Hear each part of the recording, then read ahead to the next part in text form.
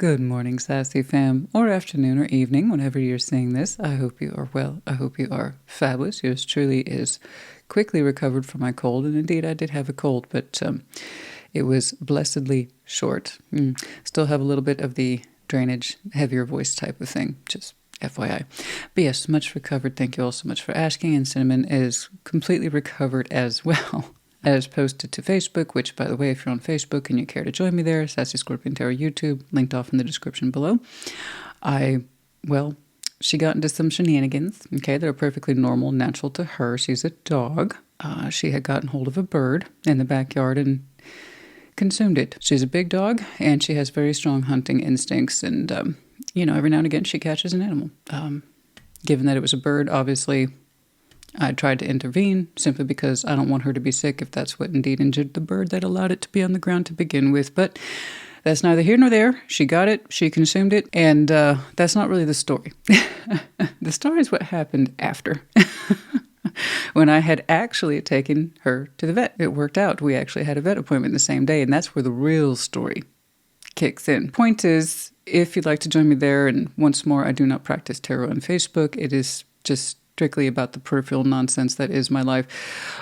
There you go. That's on Facebook. She had a sore tummy for about 2 days and was just working really hard to digest said bird. So if anything, hopefully it was a learning experience for her. It's like, FYI, we're not going to chase those things. Never mind eat them anymore. The fact that it was on the ground was very telling that it was either A, injured, or B, sick. And so if it was sick, I didn't want her to eat it, but that's after the fact. She's okay. She's fully recovered. She herself has no illness. It was just a very sore tummy ache, and she's back to her normal self. She's off to daycare today, as I call it, Cinnamon School. That's how we refer to it as school. And she gets very excited when she gets to go to school, and she lines up at the door, and I put her little uniform on, i.e. her harness, and I pack her treats, and she's just the happiest girl. She's like, I'm going to school today. I'm going to play with all my friends. She loves it. She absolutely loves it. Anyway, point being, we're all doing better.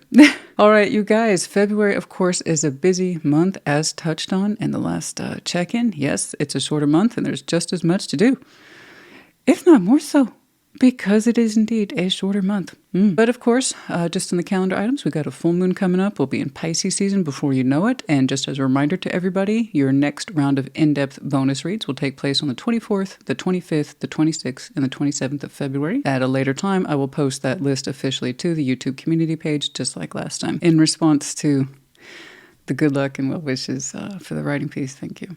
I'm pleased. Let's put it that way. I'm pleased. I'm very pleased. The writing is going very well. Thank you all so much once more for asking and being proud supporters. I appreciate you all so much and more than you know. All right, you guys, we're going to do some old school Celtic cross today, right? Like always with Celtic cross. Take it resonates. Leave it does not. If there's more than one energy clearly apparent to you on this board today that I personally did not see or call out, then you feel free to reverse those energies as you see fit. Do keep in mind these are general collective reads, not one-to-one private, which is to say they may not resonate at all, which is entirely frustrating, but also entirely normal. All right, if that happens, and it does, check your other placements. You will find yourself in there somewhere. I have to make note, several of the collectives have been going through some massive shifts, and the reports are either 100% dead on bang, that's where I'm at, and the other group is, I don't relate to this at all. So that's what happens when we have collective shifts. It's like you're either part of that or you're not. And that's been for several signs. Again, it's going to be for some of you, sometimes it hits in such a way, or the energy is shifting so very slowly or very rapidly, you either feel very much a part of that or you very much don't. And sometimes when you don't, that's not necessarily a bad thing. Like always, guys, the basic principles. Take it resonates, leave it does not. And feel free to check your other signs. That's about it, you guys. I will see you for the Sunday check-in. Some shorts like always. I will see you at your sign. Take care. Be well. Leo, what's up? What's going on? Show me. Leo, please. What is going on for Leo? One more. Let's take a look at Leo, please.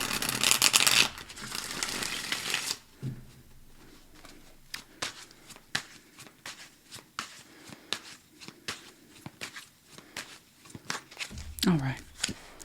The Hermit. Challenging Eight of Pentacles. Good job. Crowning Four Swords. You are like all about that business of healing right now. And being productive too.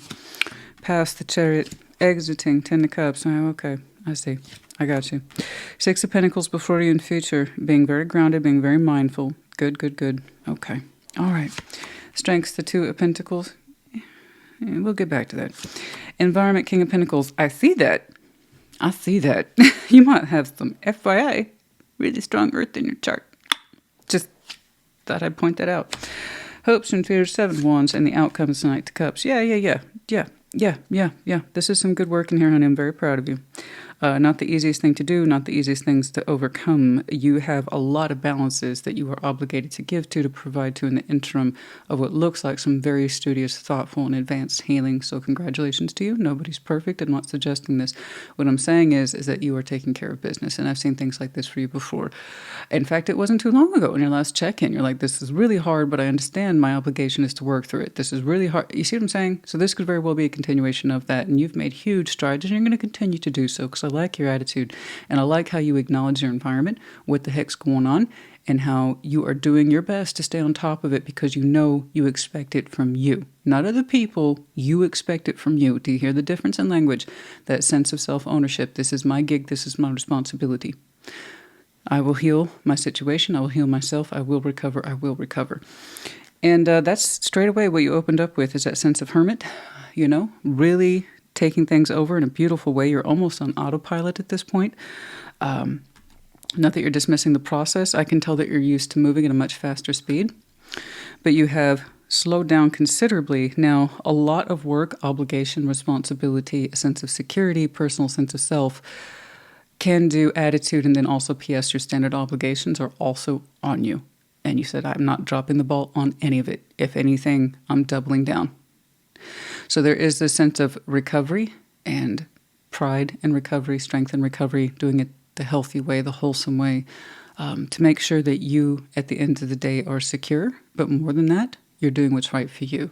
Okay, so you are doing methodical work here and staying on top of your priorities, making sure nothing gets out of hand. And that's because at the core of this, you're healing. You're showing me grounding features, stabilization features, because something's exiting your life and it's not the easiest of things.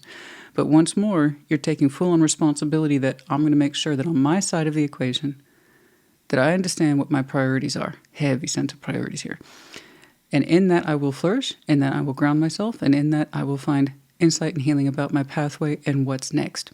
We'll get back to the ... Four Swords is crowning you, no kidding. Like, you are full-on invested. So when you have your downtime, when you are on your own, when you are in quiet mode, reflection, Four Swords. Also healing, yes, but here we have the thought process. Okay, this is what I've learned today. This is the kind of wisdom and or experience I'm leaning into, given reflection on the day-to-day basis. So not only are you practicing moving forward, staying grounded, no matter how difficult it gets, you also have the insight to reflect on it. I need to reflect on these things. What did I learn? What is my priorities? Is everything in check? You are doing a great job, honey. There's so much here at play. There's a lot of responsibility attached to you for the Leo I'm looking at. But there's also an emotional component. The Chariot is in the past. Now, that doesn't mean it's over. That means it's what you used to experience, and you still could. For many of you, you are used to operating at a certain speed of moving forward. The Hermit is much slower. All your earthbound energy here is much slower. So you're used to operating at a particular speed with the Chariot. If you want to zoom on forward, you typically do. Not right now, not where you've been. Will the Chariot come back to you in time when it's ready to draw upon it again? Oh, absolutely. For now, not so much. So I know many of you are reflecting on, man, I'm a lot slower than I used to be. Or I'm being a lot more attentive to detail than I used to, or something like that. That's okay. The Chariot energy is still behind you. It'll make an appearance again in your life. I'm not worried about it. What's exiting, Ten of Cups. Now, this is where some of the emotional disruption comes in. Something that was part of your harmonization principle, Ten of Cups, is extensive. These are our inner circle people. We generally refer to them as family, friends, spouses, kids, whatever. But we look out upon the world and we're glad that they're there. Something in your Ten of Cups is exiting. Something, a part of your inner circle specifically, is changing. You no longer identify with it. In other words, you no longer see yourself in that particular way of life anymore, or someone is exiting, or some folks are exiting of their own free will. They have withdrawn their emotional support. They have withdrawn their sense of being part of your inner circle, or you theirs. It could be a little bit of both. That's actually how I'm reading it today. It's like, you're no longer part of my life. I'm no longer part of yours. It works both ways. Correct. Okay? It's not a tit for tat thing. It's just you understanding your withdrawal from this is probably best because it's withdrawing from you. So here we have the energetic principle of give back what you're given. If someone's willfully choosing to withdraw their cup, you're going to do likewise. Okay? Not everybody follows that formula, but it looks like you are. All right, before you, Six of Pentacles, keeping on. You're on top of it, maintaining those contracts, everything it is that you are involved in, what it is that you go back and forth on. Six of Pentacles is fairly open-ended. It's not just work. Eight of Pentacles has much more of that signature slap of work, right? The master of our craft. But the Six of Pentacles is anything we contract ourselves to. Anything that we go back and forth on and put time, energy, and effort in, and you're saying, I'm on top of it. You are. Okay? You're maintaining those balances. Everything's in order. Two of Pentacles is in your strengths. I know. And when people show me the twos that aren't the two of wands in the strengths, I always get a little apprehensive. Because our strengths, you must remember, are also our weaknesses. Cons are pros, pros are cons. You can't have one without the other. Two of Pentacles, can you handle a lot of stuff? Absolutely. Oh, yeah. Yeah, the Leo I'm looking at, this is a normal day for you. I mean, trust me, you used to go a little faster, but you've been slowing down these days, most likely in recognition once more of your own sense of stability, getting back on your path, staying grounded, and then also incorporating the fact that you've experienced some sort of emotional exit. Okay. And you're just making sure you're okay and that your priorities are in order and that you are securing yourself for your future endeavors. So I have no doubt, Two of Pentacles in your strengths, I bet you're used to taking on a lot of energies, trying to find space for it. I can juggle this, I can juggle that. So it's not always necessarily a negative note. It does have a pro, absolutely. It can lean into a con if you're trying to take on too much. And then you get into that prospect of overburdening yourself. Now, I'm not saying that here right now. Right now, you seem to be navigating this very well. You have taken on a lot at one time. So long as it benefits you in a way that's healthy and not negative, then I'm going to tell you to rock on. Keep on keeping on. If you start dropping pentacles, start dropping balls, and you're spinning so many plates, that's where it goes into a con. Okay? And now you're using your best energies against yourself. So know when to give yourself boundaries. And that's one of the reasons why the Hermit is here. And that's why I'm happy to see you reflecting at your crown. It's like, what I did today, is that in alignment with my own progress? My own sense of security, so on and so forth. Okay, so far the answer is yes. King of Pentacles is in your environment. You are stabilizing the heck out of everything in your life. You are really being methodical, counting and accounting for, I should say, every coin at your disposal, all sense of resources, tallying everything. I'm not saying you're hoarding your gold. I'm saying is you want to know exactly what it is you're working with. I feel like you are really trying to secure your future pathway. You're carving it out for yourself and you're being so careful with it. Being so, like I said, you're examining every bottom line. You have this idea of when I look at myself 5 or 10 years from now, long-term perspective on short-term game principles, it adds up. This is tarot math. You're telling me I want to be able to see myself at a certain level of success 5, 10 years from now. So you see what I'm saying? You're really thinking about long-term savings, investments, stuff like that. I'm not trying to make it all about that. That's what's here. So you either identify with this or you don't. But it's grounding, and I think part of that is bringing this home because you realize this exiting is marking something in your life that suggests you need to think about this and that you want to think about it and it's overdue. Perhaps this process is now easier for you in the absence of some of these characters, these persons of your life. I don't know who they are or if it's one or several. But it really kind of puts you in essence of how do I see myself in 5 or 10 years. Okay. 7 of Wands, in your hopes and fears,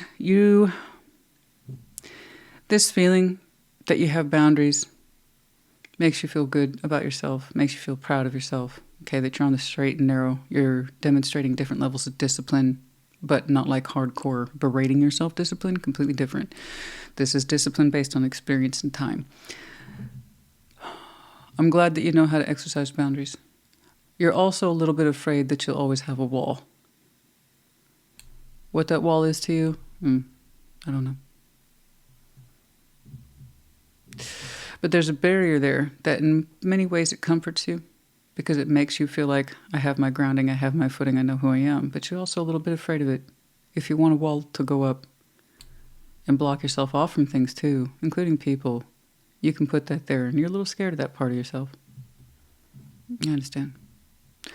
People who are pretty good at exercising a certain level of discipline, no matter what form that takes, or exercising a particular skill such as strength of will, strength of mind, you can become good at it and people can admire you for it, but you also know, in some ways, you know how to block yourself off from things too.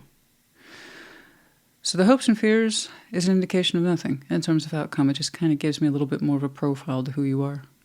I can see that discipline's important to you. But sometimes it scares you too how good at it you are. If you want to wall yourself off, you can and you will. So remember that. Knight of Cups is in your outcome, softening up considerably right there towards the outcome. The heart flow is present. It softens considerably and it goes outward, or you're receiving something. But I actually see it as your heart space going outward. It softens in some way. It wants to express itself again. The Knights are responsible for delivery. So here we have the emotional delivery, expression, vulnerability. Okay? So it's not enough that we're feeling it. It's going outwards. What it's trying to connect to, or who, well, that's up to you in future. But you're doing quite the job of making sure that you are personally secure, that you're on the right track, and that you like the picture that's developing in your mind of your long-term self. I like that. That's good. That's very responsible. And needed, too. Really needed, I think, for a lot of people. They don't know that they're missing that aspect. All right. Let's get some advice, please. Let's get some advice, please, for Leo.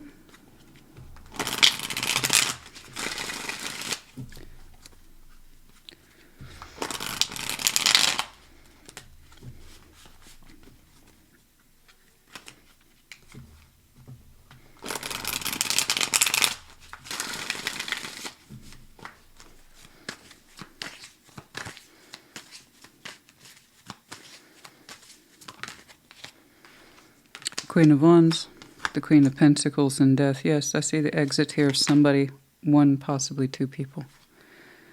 The Magician tried to make an appearance. There's something here we really don't want in our life anymore. Inner circle. Okay. It's kind of like saying, let this be done. For some of you, and that's if you accept it, and we're at peace with it. Temperance, Sagittarius a little bit, doesn't have to be. But the Queen of Wands, Queen of Pentacles, this either represents two energies that are exiting of their own free will, or just kind of one person, all right? The energy they used to bring, a little bit fiery, a little bit earthy. Could be one, could be a couple folks. But yeah, this is a willful exit on somebody's side. And like I said, in this respect, we want to match energies. If somebody's got to go, then it's on us to really accept that. Not really fight it or contest it. By all means, say what we need to say.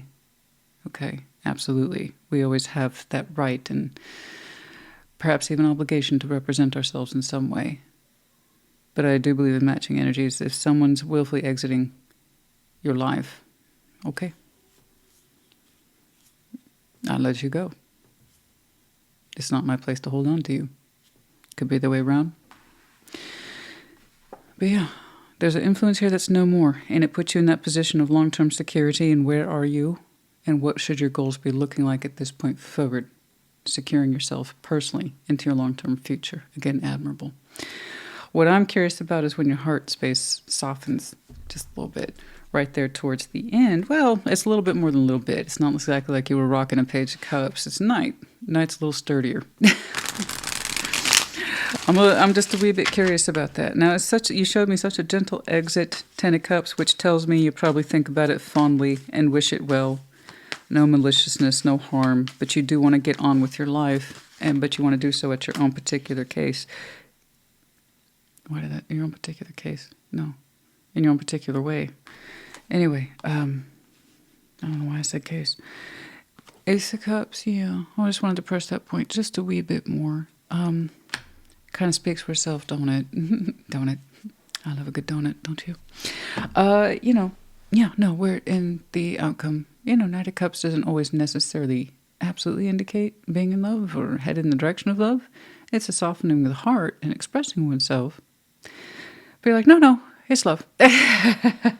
So, it's absolutely love. And I'm not telling you anything. When you're ready for that, you're ready for that. You'll know when you know. You'll be headed in that direction.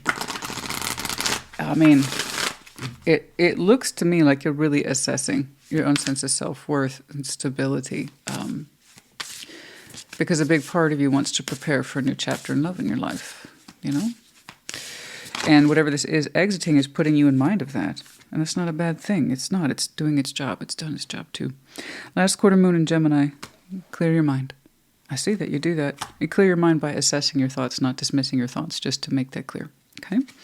And then for some of you, Gemini might be an important part of your, like I said, Gemini might be a very, even if it's a minuscule piece, it might be an important piece to your chart, but Gemini season also might be terribly important to some of you.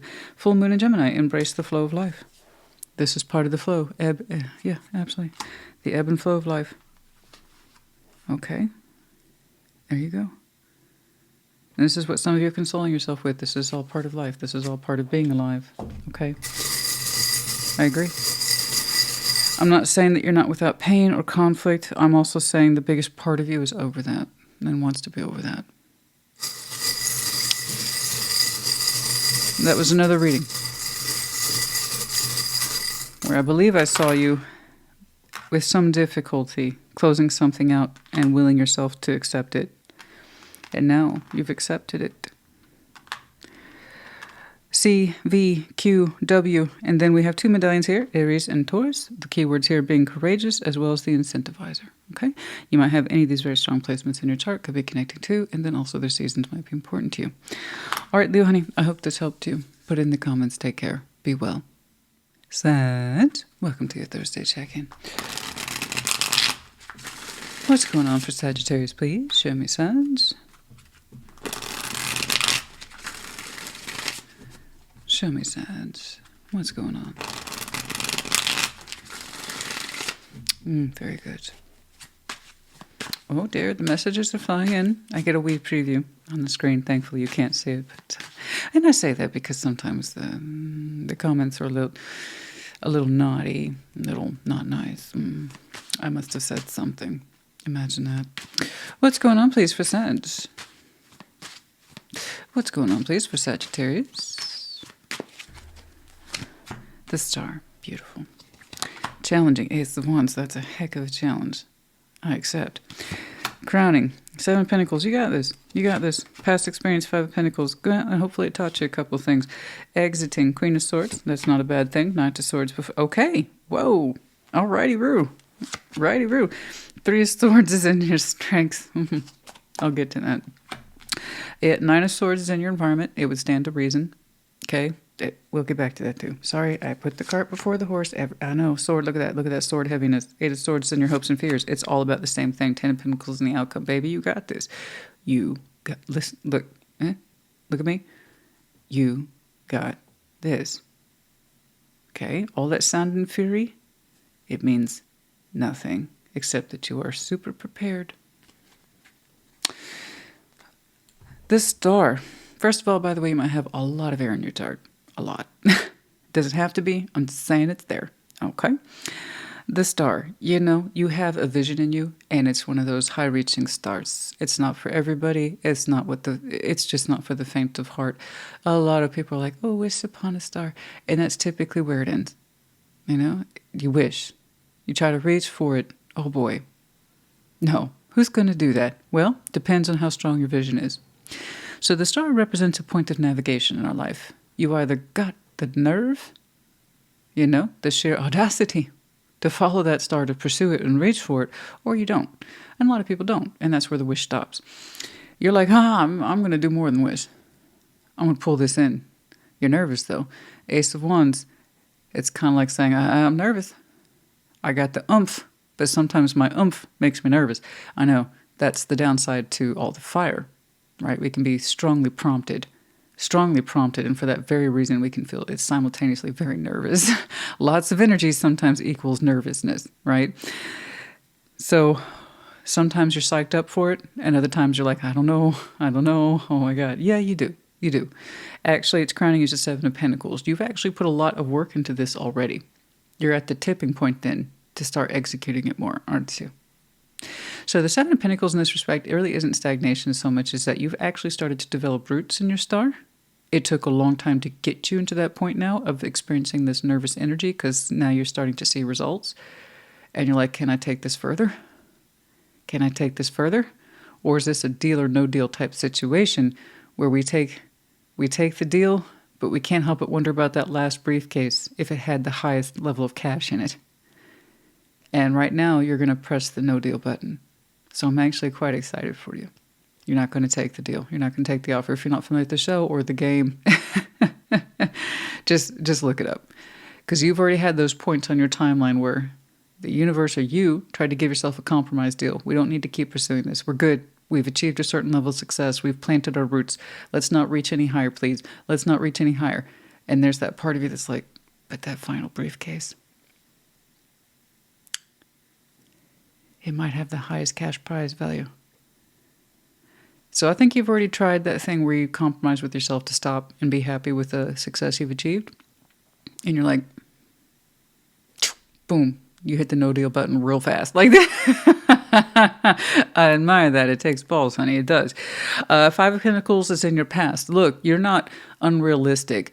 Five of Pentacles in the past suggests that it's not over. It's just you've had experience with it before. You know what it's like to have to abandon projects. You know what it's like when something quote unquote doesn't work out. Realistically, we're talking about coin here, goals or dreams, something that represents time, energy, and effort.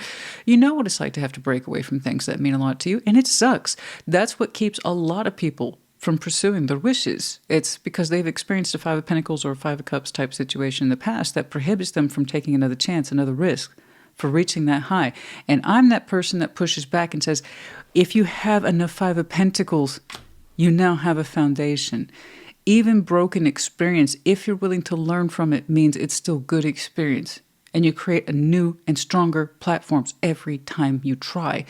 You have already shown me that. You went from a 5 to a 7. You've already accumulated a certain level of success. Comfort zone. You could stay here, right? You could take a break, stay here, hang out in that Seven of Pentacles, and then you risk stagnation.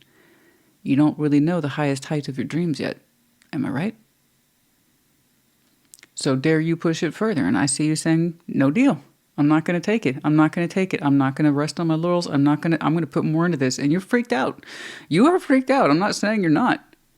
Honey, this is what it's like when we raise the stakes. You're going to get nervous.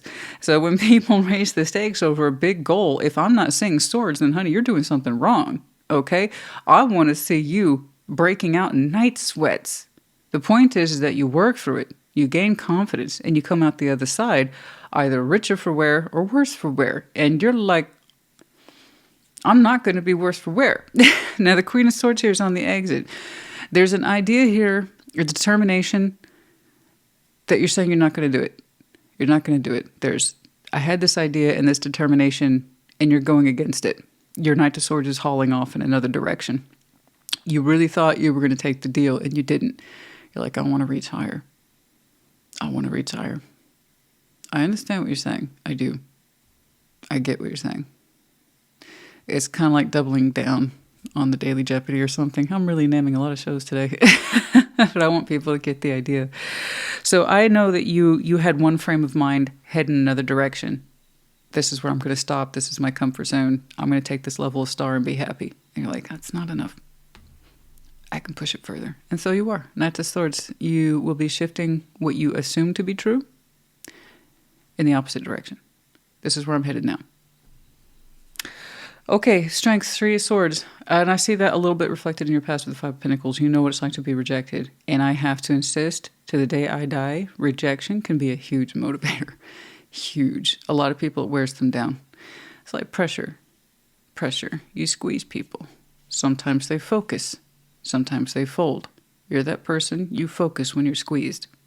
Okay? Rejection is a powerful tool. It helps you learn what is right for you. But a lot of people get stuck on, this wasn't right for me and I can't get over it. And there's people like you, people like me, who say, this taught me a lot. I'm going to shift directions now.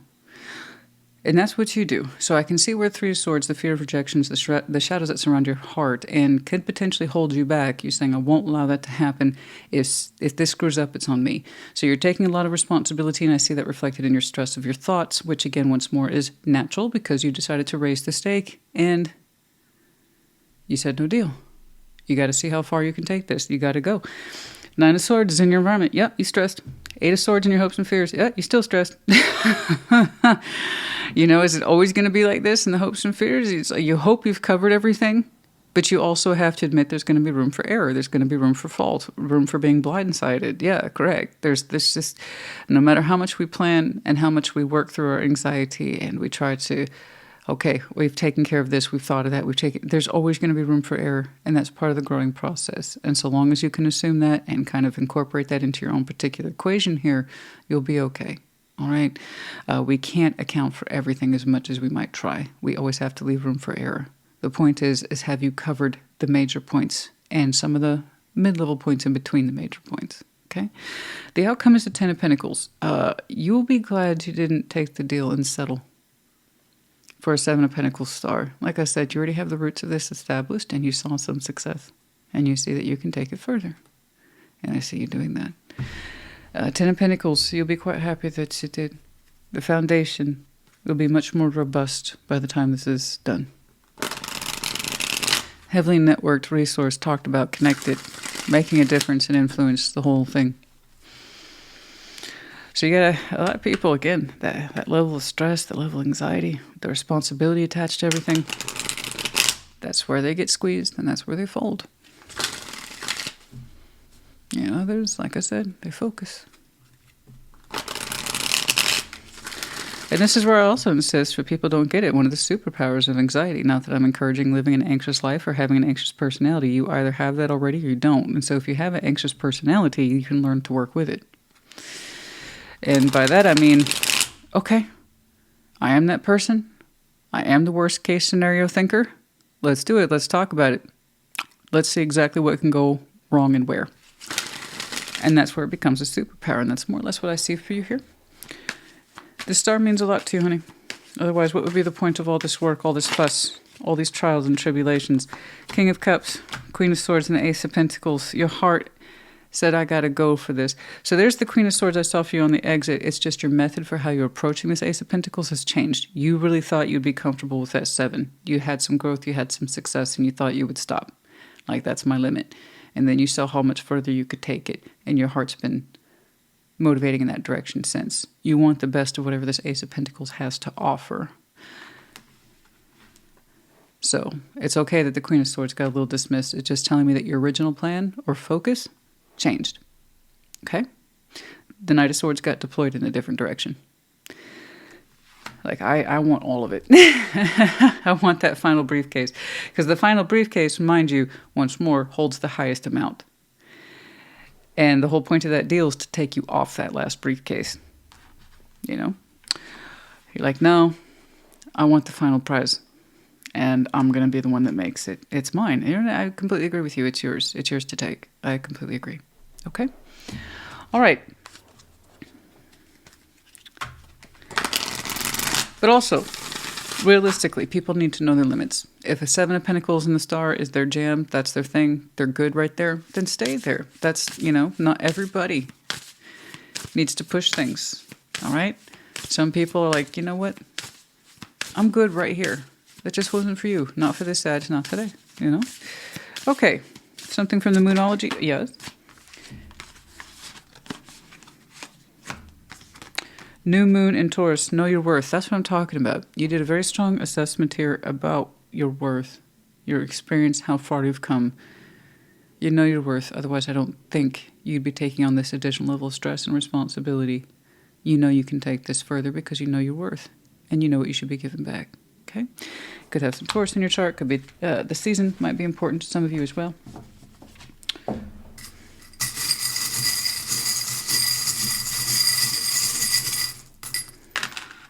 We have the letters K, D, U. We have the World as well as the Wheel of Fortune. I think it's appropriate that they're put together in symbols. Time moves on, absolutely. And it can either leave you behind or you can be part of the plan. you know? And then as time moves on, naturally, doors will close and they will also open. They're one and the same, time and the world, you know? The ability to reflect on it and see how we have gone along with time or resisted it, what doors we tried to open and which ones we tried to close and why, can teach us a lot about ourselves. We have the ladybug in reverse. This really wasn't about luck. It had more to do with tenacity for some of you and just sheer force of fucking will. No lucky breaks. You wanted this when you had to make it. You know, when people, quote unquote, make it and they achieve their dreams, this kind of pisses me off. It's not like I don't get it. I get it. But why is the automatic response is, you're so lucky? How about a lot of fucking work? Luck had nothing to do with it. Now, sometimes, yes, we get the universal conduit grease, if you will, that you call luck. We're going to help move this along a little bit. You know, and that's where things kind of maybe fall into place and you didn't expect them to. Awesome. You know, every now and again, we get a nice little pat on the back. We get a nice little, not too violent shove in a particular direction that says, go here. This might make your life easier. Cool. We love that. We respect that, love that. Dear universe, thank you. But for the most part, our stars are our own. If you had any luck, it was the inclination to understand it or recognize it to begin with. After that, it's really on you. So it's not really about luck here, but just, like I said, sheer force of fucking will. Sag, honey, I hope this helped you. Put in the comments. Take care. Be well. Aries, welcome to your Thursday check-in. What's going on for Aries? Some of the Aries collective, please. Some of the Aries collective, what is going on?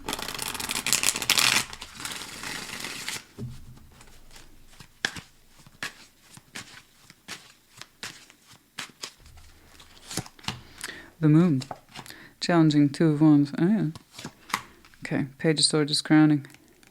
Man. Past, 3 of Cups. Exiting, 3 of Swords. Before you, 3 of Pentacles. Okay. Strengths, 2 of Cups. Environment, 6 of Swords. Yes. Yes. Okay. All the 3s are here. I know it seems low level, but it's something that you're working through, so you don't expect bukus of accomplishment and feeling like you've worked through something. Because the energies are so low, they're struggling to exist and be acknowledged under the moon. I'm not seeing a larger punch for you, so this is going to take a minute to work through. 7 of Wands is in the outcome. Yeah. Yeah. The moon, straight away in your opening. There are a lot of things that you're keeping to yourself and that you personally don't want to acknowledge, okay? Most of this is an undercurrent that, like I said, there are secrets we're aware of, and that's active moon. And then there's the stuff we're not trying to think about. That means we're not acknowledging it at all. So there's a big difference between keeping an active secret. Like, I know that I'm not telling people X, Y, Z. I keep that to myself. And then there's, I'm deliberately not discussing it because I refuse to acknowledge it. That's where you are. That's not an insult. Don't take it as one. I read the cards, and that's what's on the baseline today. So this one's either A, yours, or B, it isn't. That's it. So the moon, there's a lot of stuff here that you really don't want to acknowledge. It makes you uncomfortable. And 2 of Wands, the stuff that you're keeping under your moon, your active secrets, your illusions, your fantasies, your delusions, even your intuitive process that you don't feel comfortable listening to, it's taking away your ability to stay in the present with the 2 of Wands. So the 2 of Wands, I know it seems like no big deal, it's just a 2 of Wands, but you have to remember it's our ability to stay in the moment, the present, what's happening here and now. So I see some of you drifting away and you don't mean to. Perhaps some of you kind of space out. You have kind of waking daydreams and you get locked into those and you just kind of space out, you know? It's like, hey, Aries, where'd you go? And that's the stuff that's under the moon, the stuff we're not looking at. Page of Swords is crowning you. You really don't want to think about this stuff. You really don't. Page of Swords is a little guy. Helpless. Like, there's nothing I can know or do, and so I just watch. That's why it's associated with spying. I'm not saying you're spying. What I'm saying is there's that sense of, I don't know nothing new, and I don't want to know nothing new. Your spirit is kind of soft and dreamy and detached. It's like I said, you're spacing out, and that's the stuff you're trying in some way to reach out under your own moon to address things that you know you should, you feel you should. But it's hard. It's hard when you don't want to access it, or you insist there's nothing more to learn from it. That's not true. You're trying to learn from it. But then you shove it all away from you like, no, I don't. 3 of Cups is in your past. That doesn't mean it's over. That just means you've had experience with connecting and or reconnecting. Can you imagine that, Aries? You've had experience with connecting to people socially and emotionally. Oh, that's why they pay me the big bucks, honey. So that 3 of Cups, though, is in the past, suggests you knew what it's like to be engaged. You knew what it's like to have a laugh, have a smile, share cups, memories, emotions with people, either one person specifically or multiple. The point is that you knew what it's like to be a social creature, to be in the company of others, and to exchange cups in a fair way and fun way. Rejoice even. You have experience with it. That means you can again. And right now you're seeming kind of isolated and drifting and far away. And the 3 of Swords for you, which is good, is on the exit. So there's a sense of pain here. It's on the exit, a sense possibly of betrayal, because I do have all the 3 here's, all the 3s here today. That's my lisp. We do have all, so there might be a sense of betrayal here, where there is this idea of I was connected to more than one folk or person at a time. It was more than friends, but still kind of friends, and it may not be the case for some of you, but yeah, I can't ignore the fact that all the 3s are here, and there's just things we're not comfortable thinking about. Okay? But the pain here is exiting, and whatever this is, this dynamic you used to connect with clearly got broken up or disbanded. It's been a while. Okay? You can still rejoice in the company of others. Just whatever this is that used to represent isn't there anymore. There is an uncomfortable dynamic in here, and it hurt. We spend a lot of time kind of denying that it hurt. Okay. 3 of Pentacles is before you in future. You know, you're working on something with somebody. You're cooperating, you're showing up, you're doing stuff. Okay. You got stuff going on. I'm sorry, guys. It is kind of low level today. I know, but that's just kind of where you are. You won't always be like this. But so long as we continue to not make progress, we're going to outwardly show that we don't feel like we're making progress either. Everything begins with a self. So the more work we do internally, the more it will show in our outer world too. So I know this may not seem like an impressive reading today, I get you. But that's either, again, where you are or where you're not. Okay? When we do more work, I see more work. 2 of Cups is in your strengths. There is a sense of reassurance in you that you harmonize cups with somebody, that somebody loves you, and it gives you strength. That someone's heart space speaks to you in equal tandem in some way. I know what that 2 of Cups is and with who I don't know, but it reassures you. And it's like, so long as I know that love exists, it makes me feel strong and it makes me feel connected to myself and to my life, which is good. So someone shares an equal cup with you and it makes you feel good, as it should. Otherwise, what's the point of love? Am I right? 6 of Swords is in your environment. Yeah, we moved on from something. We've moved on from something. The environment is shifting, it's changing. And I can see where there's times here, especially if a large part of this is unprocessed, where you can't really seem to find yourself these days. Because you are in the midst of change. I mean, I caught it Aries today, in the midst of change, where you used to connect with something, but it probably wasn't good for you. Or the situation wasn't good for you. We have yet to come to terms with it because we keep trying to hide it. We keep ourselves busy, we engage, we do stuff.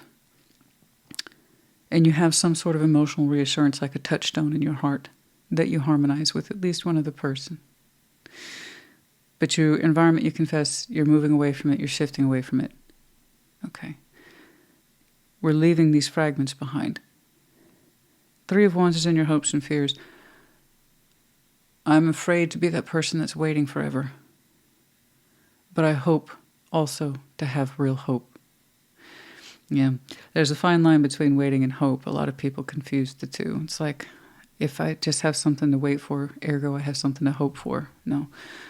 We want to set our sights on something that's real hope. So I can see why the Three of Wands is in your hopes and fears, which guarantees nothing, by the way. It's not an outcome. It's just a reflection of who we are. We're afraid to get caught up in a cycle of waiting for things to get better. But we hope to have something to hope for, and I think that's reasonable. Seven of Wands is in your outcome. I see you firming up there, right there towards the end. You got some edges on you in the outcome. I do believe you're demonstrating a show of boundaries. It's kind of a sense of not just guarding the self, but kind of reconnecting to the strength of who you are. Being firmer with your energies, boundaries, insistence. That tells me you're trying to get some definition there, right there towards the outcome, instead of feeling like you're just drifting and aimless, because you're not.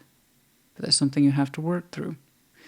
We have to understand why this isn't part of our lives anymore, and it probably should never have been, but that's beside the point. We experienced it. What did we learn from it? Okay, I want you to learn from this. I do. That means digging deep and looking how this actually affected you, why you got caught up in it at all, how you participated. Why are you shifting environments, right? Why do you feel afraid to wait? What are we waiting for? What are we longing for? Or perhaps you actually have some real hope in there that you can pull on for yourself. And the outcome is Seven of Wands. There I see some boundaries. There I see some walls. But I think it's in a form of self-protection, which is good. That tells me you had an idea that you should be. Okay? I wish I could give you more today, guys. I really do. But sometimes they're like this. The most basic advice here would be to turn around and directly address what it is you fear the most.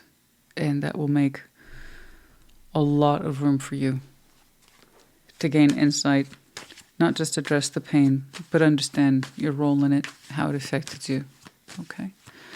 Let's get some advice, please.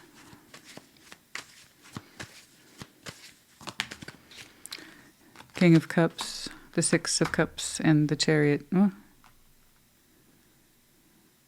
As a driving force to a soul connection, is this the one how we have emotional reassurance with, that they love us? Very strong water energy too, specifically Scorpio, Cancer, doesn't have to be. But the King Cup, Six of Cups, the Chariot.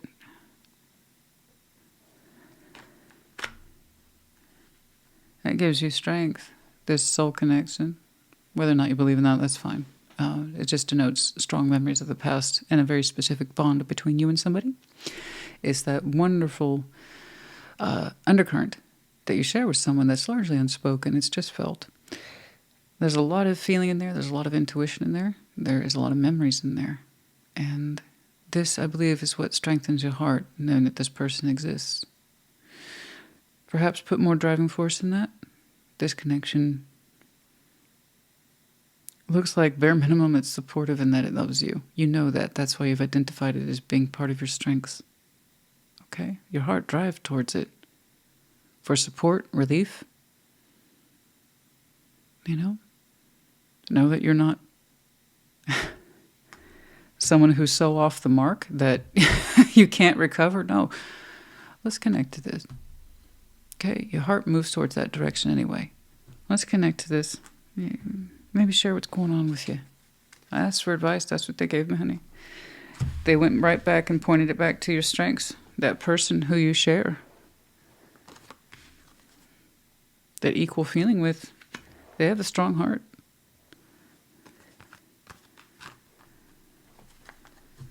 Oh, Knight of Wands. We have very strong or natural energy towards this, and we know it. It makes us pick up quite a bit naturally. Huh.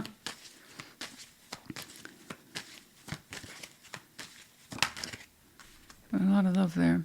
This person loves you. You love them. Do they know what's going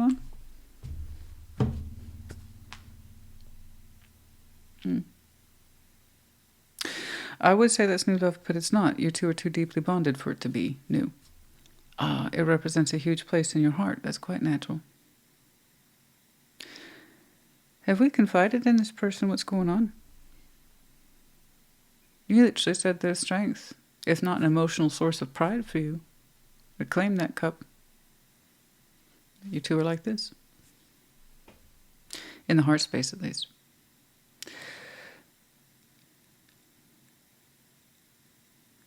Have you moved and you didn't tell them? Why? I mean, you would know best. You moved and you didn't tell them? If you two are connected the way I believe you do, they already know or suspect that.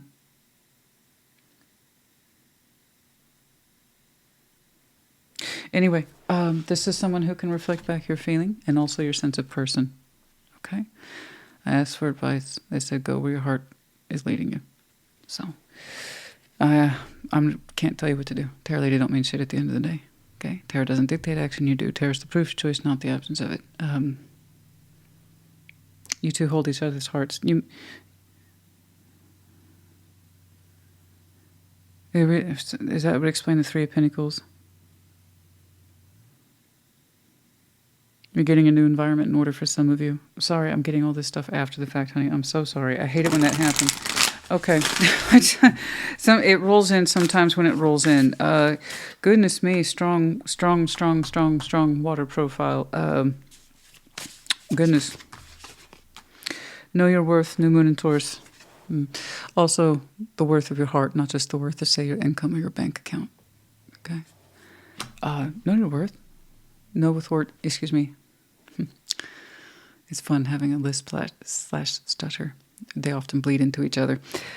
So, knowing your worth here, what's it worth to you? To find some peace and support and recognition. It looks like you're in need of care and sharing too.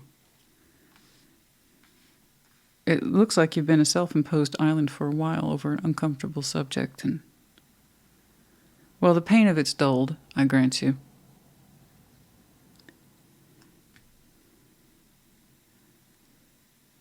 I don't want you in that position where you always feel like you're waiting and afraid that you're waiting, and do you have something worth hoping for? That sucks. And I'm glad that you tightened up your energy right there towards the end. It feels firmer, which is good, less open-ended in this context.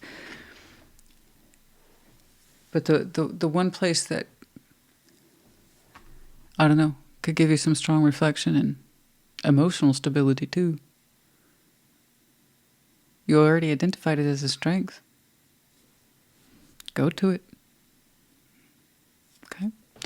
Goodness me, honey, this one was a little too abstract. I hope it helped, though. That's all I can do. That's all I can do. We have the letter, two O's. O, O, and P. I know some of you are going to be like, that's about poo. I know. Good job. A little bit of humor never hurt. Big dollar bill. Yes, some of you might be very preoccupied with the home energy right now. As I said, your energy is so small. I can't see the bigger part of you and what you're doing externally. Some of you might be working like crazy. I wouldn't know it here, okay? Because big parts of you are so internalized in such a secret place. I can't see how you're reflected better on the outside. This has got you so preoccupied by how much you deny it. I can't see much more of you right now. I gotta work through that. So I know you're more than these threes and some twos. I know that. And I need you to work through that. That would be my recommendation. Know your worth. You're worth working through this, honey. Anyway, big dollar bill. I'm sure some of you are very strong earners. Again, you might have some very strong earth in your chart because now we have the Taurus here twice. We also have the medallion of Sag twice. Sagittarius up and Sagittarius down. The key word here being optimist. So some of you might have some very strong Sag in your chart. Taurus as well. These they could be connecting to, or their seasons might be important to you. Aries, honey, goodness me. I'm so sorry, but I do hope it helped you. I hate when I get stuff like this. I want to push, but I can't. I can only work through so much. Okay? I work through so much in as much as the person has. Okay? Regardless, I hope it helped. Put in the comments. Take care. Be well. Aquarius, welcome to your Thursday check-in.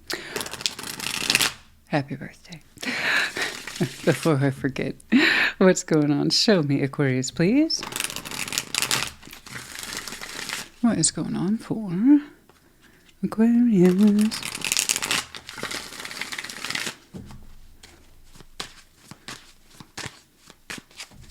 What's going on? The Magician crossing his death. Oh. Ooh. All right. I'm curious. All right, let's keep on. Knight of Cups is crowning. I'm curious. You have me intrigued. Ace of Swords in the past. Yeah, good. Exiting 3 of Wands. Hey. Hey. What's up? Hey. Page of Wands. I know it doesn't look like mind-blowing stuff, but your center is everything right now. All right, hold on. Strengths. You, King of Swords. Oh, yeah, that's what's up. 2 of Pentacles in your environment. Interesting. 2 of Wands in your hopes and fears. Okay, outcome is the 2 of Cups. Cool. We've made all the right decisions that led up to a certain point, although from your initial outset, you're like, I don't know. Yeah, I know. I don't always know. You're pulling in from the universe. You're manifesting magician skills, manifesting. Death is like, hold up. Death here in this position is not telling you to stop. It is telling you, however, to transform your frequency or change your frequency. And you're like, what? It's like, it's not what you want is wrong, but how you go about it needs to be altered. So it's not a full-on stop of activity. It's not a full-on denial. It's not a full-on, you shall not pass, you shall not have it, Aquarius. It's like, we hear you, but let's tweak your transformation. I'm sorry, let's tweak your manifestation and transform it.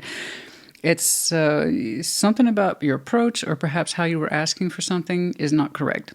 It needs to better represent the desire. The Knight of Cups is crowning you. What's on your mind is a form of emotional expression. Given your past with the Ace of Swords, which is very you, I'm guessing that's where the frequency needed to be changed, like on a dial. Okay?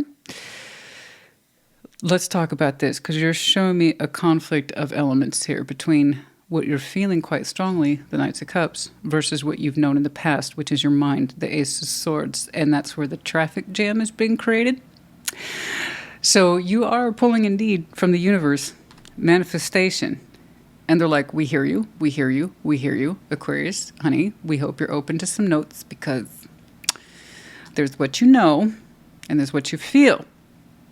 You want something on a more personal level. So we're going to go ahead and need you to tweak your manifestation to reflect feeling and not a thought. And you're like, what? So I'm not really telling you anything that you haven't already been influenced by spiritually in some way. That tells me you've been getting evidence of this a little bit more every day. For how long, I don't know. But we need to change our manifestation from something that makes sense logically, okay? Has definition, has sharp lines of intelligence and having thought about it. Very you, very Aquarius, very Ace of Swords, okay? I know me, I know what's up, I know my mind. Thank you. I have made a decision thusly. They're like, cool. We hope you're one of those directors that is open to notes. So it's like, Aquarius, honey, you're manifesting something and it's at the emotional value, but you're approaching it from your mind. If you want this, we need you to change your frequency or your dial to include the emotional value. What? You mean my thoughts aren't strong enough? No, your thoughts are strong enough, but that's not where it's coming from. You want something from the heart, not from the mind. But you're pulling it from up here like it's a fact. Now, some of you, that leads me to believe many of you might have been tuning into this concept of direct manifestation lately and trying to learn about it and stuff like that. And you think you got it down to a science or a formula, and it's very exact. Knowing what you're manifesting, openly acknowledging it, yes, by all means using the Ace of Swords. Don't be a fool. Know what you're asking for. I agree. But how you're going about it says it's a logical thing, it's a mind thing. If I just constantly think about it or give it a very sharp definition, no problem. I'll pull it in like that. And it's like, well, how you want it to affect you, though, is emotionally. So that's actually how you need to ask, is from your heart, not your mind. But other than that, you are tuning in to what you want. You just needed to make some adjustments. And I think some of you are having to learn this very, very recently. Like I said, you've been getting increasing evidence that your manifestation isn't necessarily wrong, but it needs to be presented differently. You want something to be returned to you at the emotional value, you need to give from the emotional value. Yeah? Like begets like. Frequency shares frequency. You're trying to match up with somebody from the heart, but you're like, here's my mind though. See? There you go. There you go. The universe, they actually gave you directions. That's cool. I like that. So you've been getting evidence of that a little bit more every day. I should manifest from feeling. Oh my God. So that means the deployment there with the Knight of Cups. He's got to be allowed to do his job. You got to express yourself, honey. Lest we forget the immortal words of Madonna. Express yourself. Okay? That's it. Moving on. Three of Wands is on the exit. Good. We ain't waiting no more. Good. That's a happy day in my book. That always makes me smile a little bit. Hell yeah. We're not waiting anymore. There's that sense of I'm engaging with my life, my direction, my wants, and my desires, and I'm trying to communicate with them effectively. I'm trying to pull this in effectively, so that means I'm willing to make changes. That means I'm willing to transform. That means I'm willing to make a different approach. But anything that gets me out of the waiting zone, because I understand my manifestation's not going to just fall in my lap. I got to do stuff too. So good for you. The time of waiting and looking out on the horizon, just hoping something will just show up, you're over that. We're over that. You understand that you need to be more of a direct participant. And I think that's maybe why you're getting a little help from the universe about tweaking your signal, because they want you to succeed. They like that you're being an active participant, that you're trying to engage. And it's in something that's important to you. So keep on keeping on. That's awesome. Page of Wands before you in the future. Yeah, we got a little opening up. We got a little high. We got a little high. We got a little hello. We got a little something.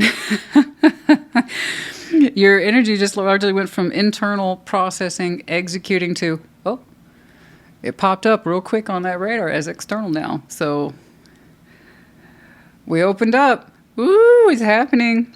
King of Swords and Strengths. I love this. I love that you know yourself. That's wonderful. You made it very, very clear. Now, Ace of Swords being in the past once more your particular symbol that reflects Aquarius straight out the gate.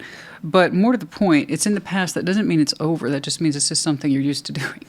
You're used to knowing your mind really well, and you're used to giving yourself a lot of definition when it comes to goals and desires and dreams.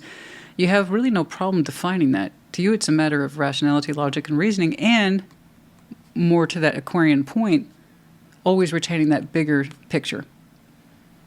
Okay, that's really what separates you from the other air signs. Gemini separates themselves from being Gemini, Libra from Libra, and you from you. And you have that big picture element. Okay? King of Swords, it's in your strengths. You're like, I know.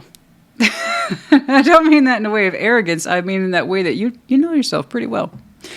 Pretty well. I actually have two liquids here, water as well as coffee. For those of you who absolutely hate the sound, and I mean intolerant of sipping, guess what's about to happen? It's now your time to exercise your right to turn down your volume. Oh, yes. Oh, there we go. Between the cold and the seasonal allergies, we're just... We have many drinks, okay? Some of them good, some of them probably not so good. But nevertheless necessary. King of Swords, like I said, you know yourself really well. Your sense of determination is on point. I love this. I'm not saying it's arrogance. I'm just saying you know yourself really well, and that's beautiful, okay? A lot of people will spend most of their lives trying to understand themselves better, and you know yourself pretty darn well. That ain't bad. Two of Pentacles in your environment. You are looking to shift and accommodate because things are changing. Oh, are they now? Yeah. Once we started tweaking that manifestation, things started to happen, and now you're like, I got to find space. So it's fun. This is fun for me. I'm actually seeing your manifestation play out. It's actually pretty cool. And that was your willingness to change and see things differently. It's like, oh, you know what? I don't know everything. I had a good start, but I don't know everything. And I like that you made room for inclusion. That's beautiful. So Two of Pentacles in your environment. I got to make space for this. Yeah. Yeah, you said hello and you got a hello back. And now your environment is shifting and changing as we speak relatively soon as you make space for this. So people who want to pull in, if you're not ready for it, you've made no space for it. You're in that, oh, I'm getting results. I better make some space for this shit. So whatever it is that you pulled in, you're getting results. And now you're shifting your environment accordingly. Okay? Two of Wands in your hopes and fears. I hope I'm doing a good job with my decision making. Staying in the present specifically. Good. That's good. I like that. That's a simple hope and fear, but I like it. Hope and fear once more is not an outcome. It's just a reflection of our inside self. That's it. And your Two of Wands is quite simple, and I like it because of that simplicity. It's I hope I'm staying in the present. I'm afraid that sometimes I space out, or I lose thread of the moment, and I'm thinking about the past, or I'm thinking about the future, and I don't want to do that. I want to stay here in the moment, make good decisions in the moment, and have good communication skills in the moment as well. So I say that's normal, but I like how you're showing me I value staying in the present. Okay, good, good. That tells me sometimes you have a tendency, as Aquarius does, to drift in and out of space and timelines. And by that I mean sometimes you think a little too much on the past, not that you're necessarily emoting it, or you dwell a little too long on this concept of the future. And that's one of the downsides to being Aquarius is all signs have pros and cons. You know, pros and cons are a reflection of each other, always. So, you know, I think it's fair. But I'm also not worried about you. You know yourself pretty well. Two of Cups in the outcome. Yeah, you harmonize with somebody, honey. Your cup is matching up with somebody's frequency. And the more it does so, the more you're going to continue to try to make space for it in your environment. So this is cool. This was a nice reading. It was really nice. I knew it was super short. Trust me, the short ones usually mean things are okay. Or even if they were an absolute shit show. The point is the sign, that sign, they were showing me a certain level of acceptance of it would have made my job easier. Yours was pretty straightforward. I like it. I like it a lot. For some of you, this does not represent a love energy. For some of you, it's a career opportunity that you're creating for yourself, and hence it still stands the same. Manifest from your place of feeling, not just logic and rationality. And you got to make space for it. Okay? For others of you, it does represent love.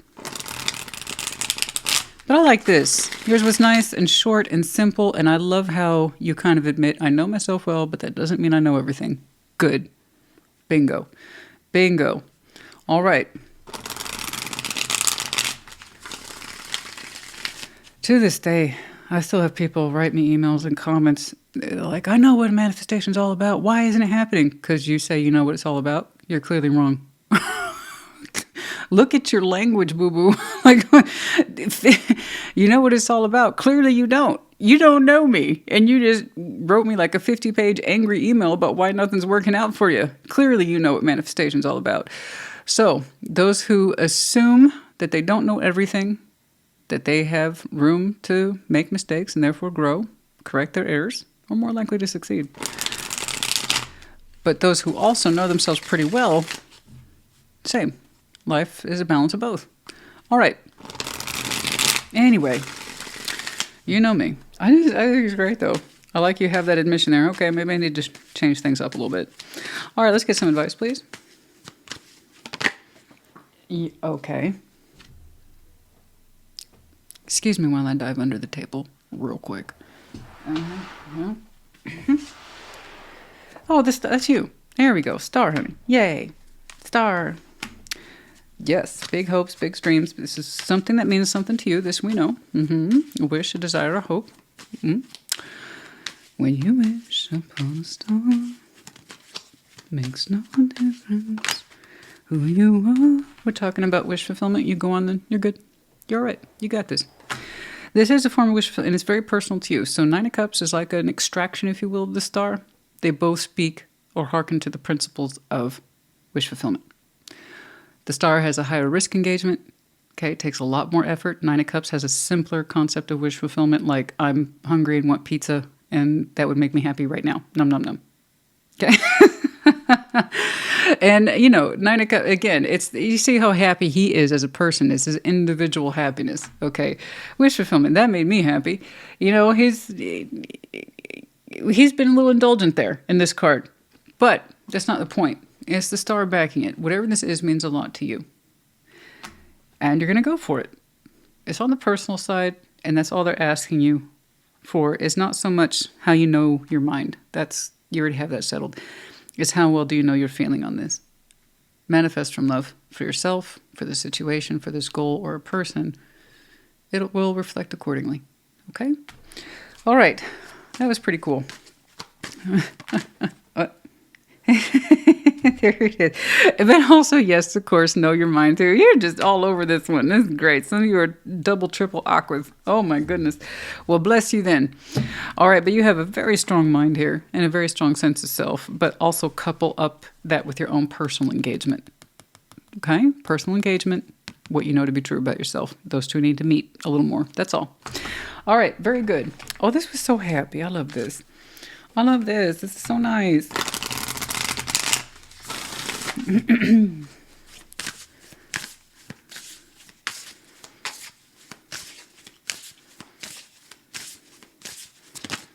Yeah. New Moon in Taurus, know your worth. Classic advice. Always know your worth, and that includes your emotional self as well. That is along for the ride of your worth. How well do you love yourself, and do you know it? Okay. Because those who understand their heart have no problem manifesting from the heart. It doesn't have to be romantic, you know? Remember, you carry the water. Sometimes you're going to get your hands wet. All right. We have the letters A. We have the letter Q. We have the symbol that represents both the Wheel of Fortune as well as the world. The idea is time moves forward, doors open, doors close. So all we can do is live our life as best we can. Okay? Because time's going to march on with or without us. So know what's important to you. We have two medallions, both Leo. One up, one down. Leo, and then the word generous, in other words.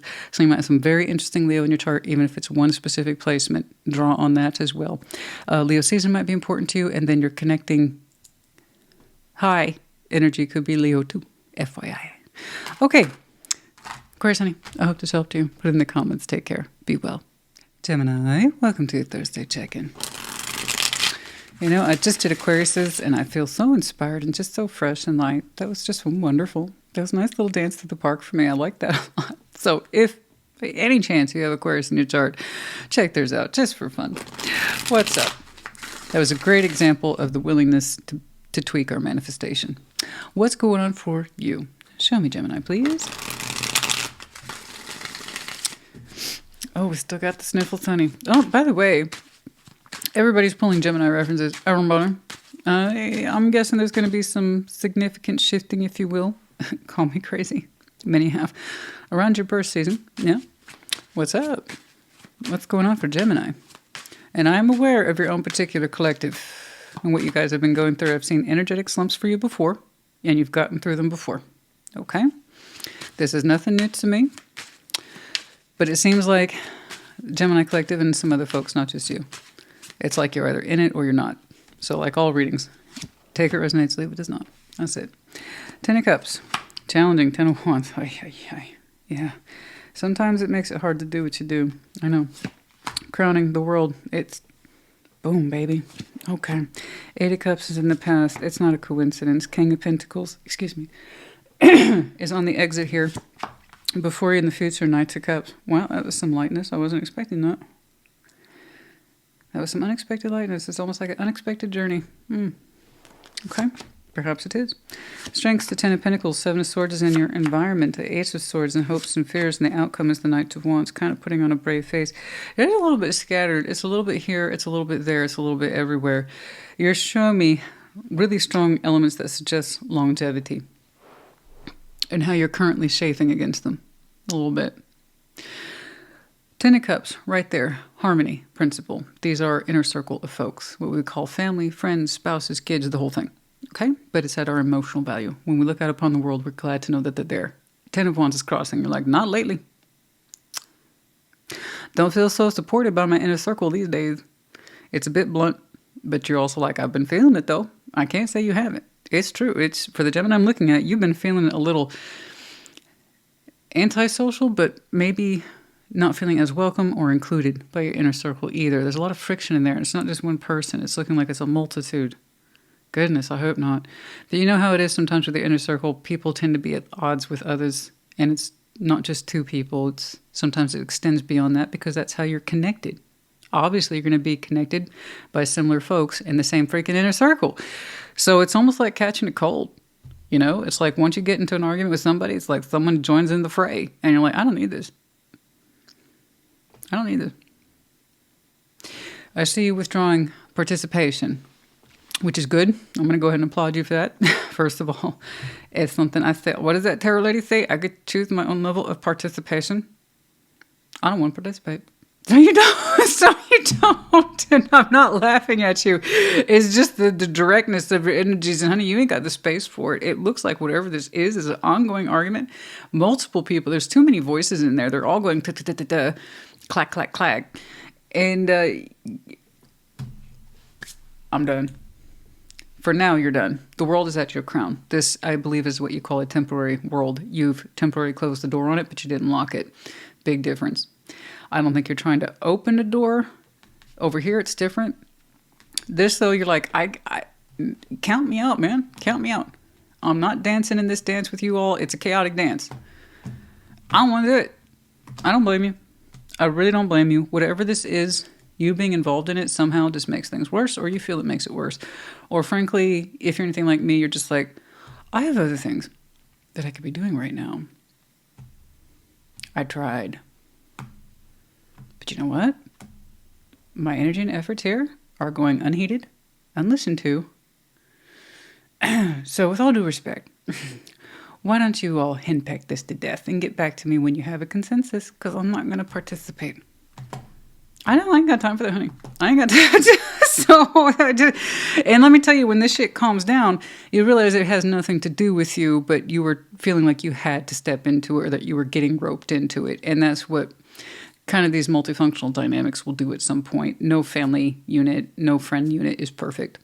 Okay, eventually you have these tensions, and you're either part of it, and you have to be an active member to find the solution, or you're not, and you realize your presence is just going to make things worse. So guess what you decided?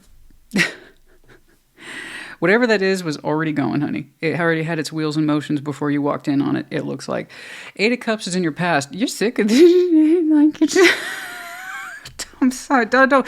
Once more, I'm not laughing at you. It's just the bluntness I typically associate with Scorpio. I'm seeing with you today. It's like, no. So, past position in Celtic cross does not mean it's over. That means you've experienced it before. You've had these tiffs with your inner circles before, and you have found it best, based on past experience, is to just walk away. I ain't doing this with you today, Aunt Frida. I am not doing this with you today. Whoever. Nope, I ain't doing it. Count me out. Do not pencil me in for that quinceañera. I'm not going. I'm sorry. It's drama. It's drama. So I don't blame you at all for being like, we're just going to close the door and muffle the noise a little bit. And I don't blame you. You have experience with this before, and I have to agree with you. You have family like this, you love them, but that doesn't mean they don't drive you nuts. So sometimes you got to rely on past experiences, and you're experiencing it again. Like I said, you're temporarily not locking the door, but temporarily closing it just to get some peace. King of Pentacles is on the exit. You are not going to resource this. I don't blame you. I think it's logical. And by resource it, I mean support this. The King, Queen of Pentacles, their biggest task in tarot is to understand what is worth their time, energy, and effort, and i.e. what is their worth. And you're like, this is not worth my level of participation. I called it several times. You have to. Let's move on. The Knight of Cups before you in future. Whether you know it or not, your heart is softening up a wee bit in future. And I don't know what the prompt is, but it looks like, you know what, my energies could be better spent elsewhere. What do we feel like doing? I'm feeling saucy. I'm feeling romantical. There's something there. There's a softness that has nothing to do with this situation. Change of scene, change of pace, I don't know. But King of Pentacles decided to withdraw his action. No, I'm not doing it. I've got other shit to do. And you do have other things you do. Please do not put your time, energy, and effort and resources into this unless you are directly asked for help. And even then, you still have that call to make. You don't have to. Okay, but if this is something where somebody just wants you around as a fresh body to add to the war, no, not worth it. You heard it from me, honey. You heard it from me, okay? So Knight of Cups before you in the future. Yeah, there's a lovely little softness there. I don't know if you expect it. It hasn't crossed your threshold yet, but you open up in some way. It's soft. It's kind of sweet, and it has the kind of touchiness of romanticism in it. So have fun. All right, 10 of Pentacles in your strengths. Don't get me wrong, and you're telling me the same thing. Christina, don't get me wrong. Please don't get me wrong. I'm not judging you because I get it. See, this is why you want an experienced tarot reader. You've lived life. When you've lived life to a certain extent, you've been exposed to other people's lives. You help them work through their shit. You understand the mechanics of like this, and you don't judge people. You really shouldn't. I mean, that's my background, is like, try to understand. There's times when you need judgments just for your own safety and just common sense. But for the most part, until you live somebody's life, you know, so you're saying 10 of Pentacles is part of who I am. I care about my foundation. I want it to be stable. I know you do. You're saying it's a strength. But right now it's not stable. And me putting resources into it isn't going to make it any more stable. I agree with you. So again, you get to choose a level of participation. If you understand staying away from that argument is the best thing you can do to restabilize it, then you're probably correct. Once more based on experience. You see how this works? See, isn't it nice? Now, Seven of Swords is in your environment. There's something here in your environment you're not addressing. Okay? Guess what it is? How long do they need to argue this? Good night. I mean, really, I'm not touching that with a 10-foot pole. Seriously. Good night. What is it going to take for these people to calm the hell down? You look so uncomfortable in your environment. God. Whatever that is, just stop, have a moment, enjoy a Coke. I don't know, whatever that is. Like a Coke Zero or something. You know, I didn't mean the other thing. I don't know what that is. Just kind of linger in there as long as possible, because your environment looks so uncomfortable. This stuff is still taking forever to calm the hell down. Eight of Swords, hopes and fears. It's on your mind too. Whatever this is, this argument's going on a bit longer than you're used to. Or it's a bit more entangling than what you're accustomed to. I still support your decision. You lending weight to this is not going to help it. And once more, I have to insist, if you are directly asked for help or assistance, then you have to reconsider your effort, okay? Or your participation, I should say. But until then, I don't blame you for being worried about this.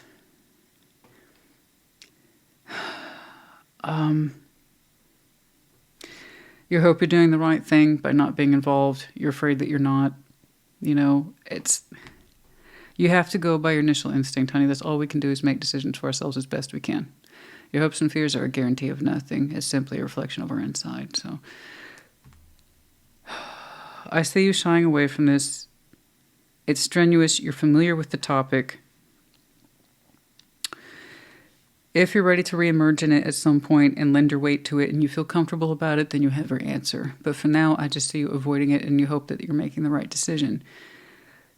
It's a hard thing to do sometimes, is knowing when to refrain, especially if you're used to calling the shots, or you yourself as a person has a lot to lend to the conversation.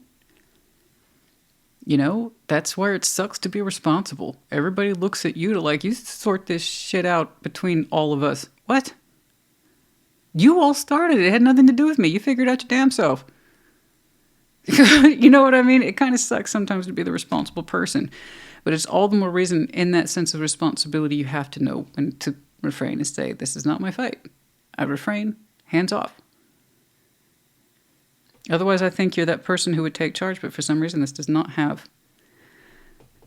Let me put it this way. The solution you would present is what no one would go for. Go figure. And you know that. That's why you're not... I mean, again, going back to the main point. You've been through this before. Okay. Knight of Wands in the outcome. And there it is again.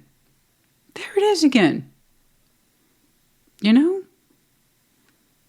In the midst of all this chaos, and something about you gets playful and fun. And just fun, playful, a little sexy. It's a little romantical. Like I said, it's... Where does your energy keep going? Where... It's kind of like, well, you know what? They're not looking, and I can finally relax. I can do other things. What is that? What is that playfulness I keep seeing in you?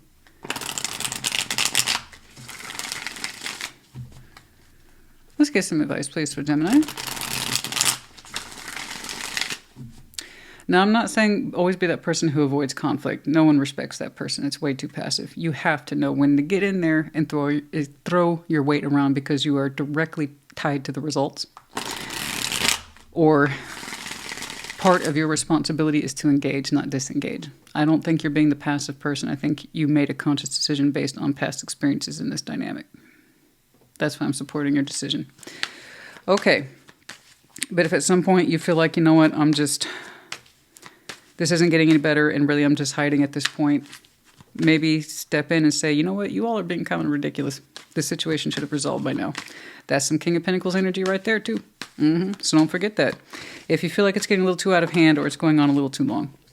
The Sun, the Three of Cups, the Lovers. Ah, you thought you were going to hide that from me, you sneaky McSneakerton. No, it was like, where do I keep seeing these soft spots for you? You're like, don't, it's fine. You don't need to look at that too much. No, I wanted to look at that because it's the bright spots in your reading. Of course I want to look. I already know what the hell this is, mostly. The actual inner dynamic and its complexity is entirely up to you. But I get that. That spoke for itself several times. I kept wanting to look at these spots and you were like, I want to be a pony. It's a pony. Knight of Cups and Knight of Wands. This is just so nice. It's so lovely. Yeah, I mean, I think Taurus had some similar elements. But the Sun, Three of Cups, and the Lovers, yeah, there's something here you very much connect with. And when you connect with, it makes you feel exceedingly bright and happy and bold and playful and warm, very warm. It's like liquid sunshine between you and somebody. I love it. It really brings out your inner self here with the Lovers. And it's so sweet. It feels so sweet and so special, like it's just for me. And it's exploratory, though, with the Knights. So we're opening up to this, but every time we do, it feels good. And then reality's like, oh, that shit's still going on. And then you go, and you deploy another Knight. I'm sorry. I'm not trying to laugh at that. I'm sure it's super serial. And Becky said this, and Tommy said that, and, you know, whoever did that or didn't do that. Okay, it's a bit much, a little too dramatic for me. But this is lovely. Oh, no wonder.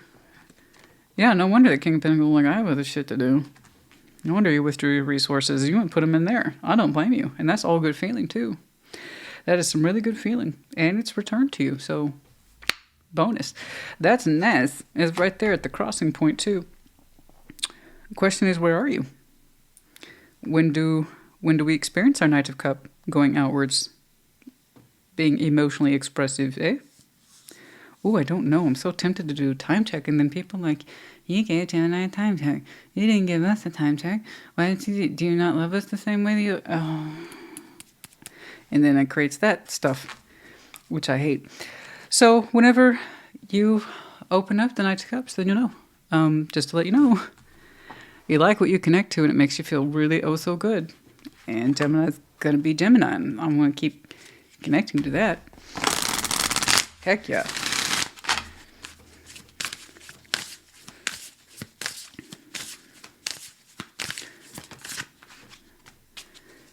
But everybody's getting Virgo and Taurus cards.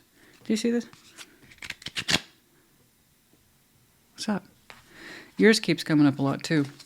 Could be the time reference of Taurus. P.S. Last quarter moon in Taurus. Be proud of yourself. Yeah, I think you're doing the right thing here, even if it's weird. Even if it's weird, especially if you're the responsible type. But you also understand responsibility is twofold. Knowing when to contribute your energies and knowing when to withhold to draw them. Okay? Knowing when the hell to withdraw them, excuse me. Okay. All right. Be proud of yourself. I want you to be proud of yourself for connecting to this. I like that. C-O-Q, and then the snowflake, time of transformation. Winter is upon us, or some of you. Scorpio energy, Scorpio season, any of these things, all of these things. But I can see where, bare minimum here, you're trying to transform the energies from something that's largely negative and not clearing up anytime soon to something a little bit more for you that makes you feel good and that you actually want to connect to and spend energy or resources on. Makes sense to me. Okay, Gemini, honey, I hope this helped you. Put in the comments. Take care. Be well. Libra, welcome to your Thursday check-in. What's going on for Libra? Show me Libra, please.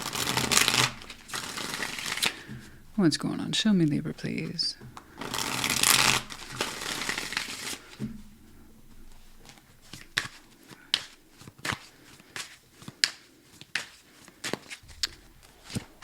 The Hermit. The Empress. Okay. Give yourself patience. Page of Swords is crowning. scoot down first of all. Okay, there we go. Past 8 of Pentacles, no doubt it's still with you. Exiting 9 of Pentacles, yeah. You know, have some patience, like I said. All right? Okay, we'll get back to it. The Emperor before you, like I said, have some patience. All right, strengths. 5 of Pentacles, Ace of Pentacles in your environment. I saw something like that for you not too long ago. Really concentrating on a new beginning for some of you. Specifically, at this point, I'm going to say security. Hopes and fears, 4 in Cups. I understand 8 of Wands is in the outcome. So you're generating a lot of activity right now, and which is why I'm emphasizing patience with yourself. You feel askew. You personally, as the Empress, you feel askew. You're like, Mom, my stupid healing keeps getting in the way of my progress. No, no, no. It's going to be one of those cases, honey, where you're taking a couple steps back in order to move forward. And that's going to be enough to tax anybody's mind and nerve and sense of resources. Especially when we feel like we've defined ourselves in a certain way. And you've clearly defined yourself in a certain way. But how it is you defined yourself has recently come under challenge or question. And you feel like parts of you or your life are being subtracted from. Yeah, it's on the contrary. It's the making of you. But you're not going to see it like that from where you are. You're like, there's a sense of I'm having to start not over, but I'm having to recalculate my steps and my growth, and I'm questioning who I am as a person, and I don't like it. It's kind of like, when am I going to get back to feeling like me? You know that feeling? Okay, that's where you are. Again, patience. So here's what's new for you that may not have occurred to you. It's not about getting back to where you were. It's getting into who you're supposed to become. I know you thought you were already the best possible Libra you could be. And you had something that maybe took away from your sense of self or power. It's kind of like getting stripped down to be remade into something new. But once more, from your position, from your seat in the house, you're not going to see it like that. So the Hermit is at your right away with the opening. One of my favorites for healing because it's based on experience. You've walked quite the pathway in this life. With enough wisdom and insight to have a very strong idea of who you are. But that's recently come into question. I can kind of see why. But up until recently, like, I've always known who I am and what I'm doing, and now that's changed. And you're like, should I feel threatened by this? Is this a good thing? Because right now I'm seeing it as a bad thing. But I'm not sure. So that I'm not sure part is your experience that's telling you, hold on, this ride ain't over yet. There's still yet more to travel. There's yet more to do. There's more to see. There's more to grow into. A part of you suspects this, but you really doubt yourself at this time. Page of Swords is crowning. You don't get it. You don't get it. And I don't blame you. From your seat in the house, all you're seeing is everything slow down. You're having to re-look at yourself and everything it is that led you up until that point of who you were. And in some way, you had such a strong confidence that that's where you were and that's where you're going to stop, that your Page of Swords, you can't see yourself being any different. So I don't know what pulled the rug out from under your feet, but it's looking like it's a 3D monetary thing. Okay, in terms of finances, career, function. 8 of Pentacles you're showing me in the past as priority, and it still is important to you. The master of your craft. Your work's important to you. But here's what's interesting. The 9 of Pentacles is on the exit. How you defined yourself, or rather your success of yourself, is exiting. That seems to not be available to you anymore. The work is, but how you identified in it is no more. It's changing. That's what you're changing. You're like, the work has stayed the same. I've accumulated a certain level of success and, a sense of method that made me the master of my craft. I'm an expert at what I do.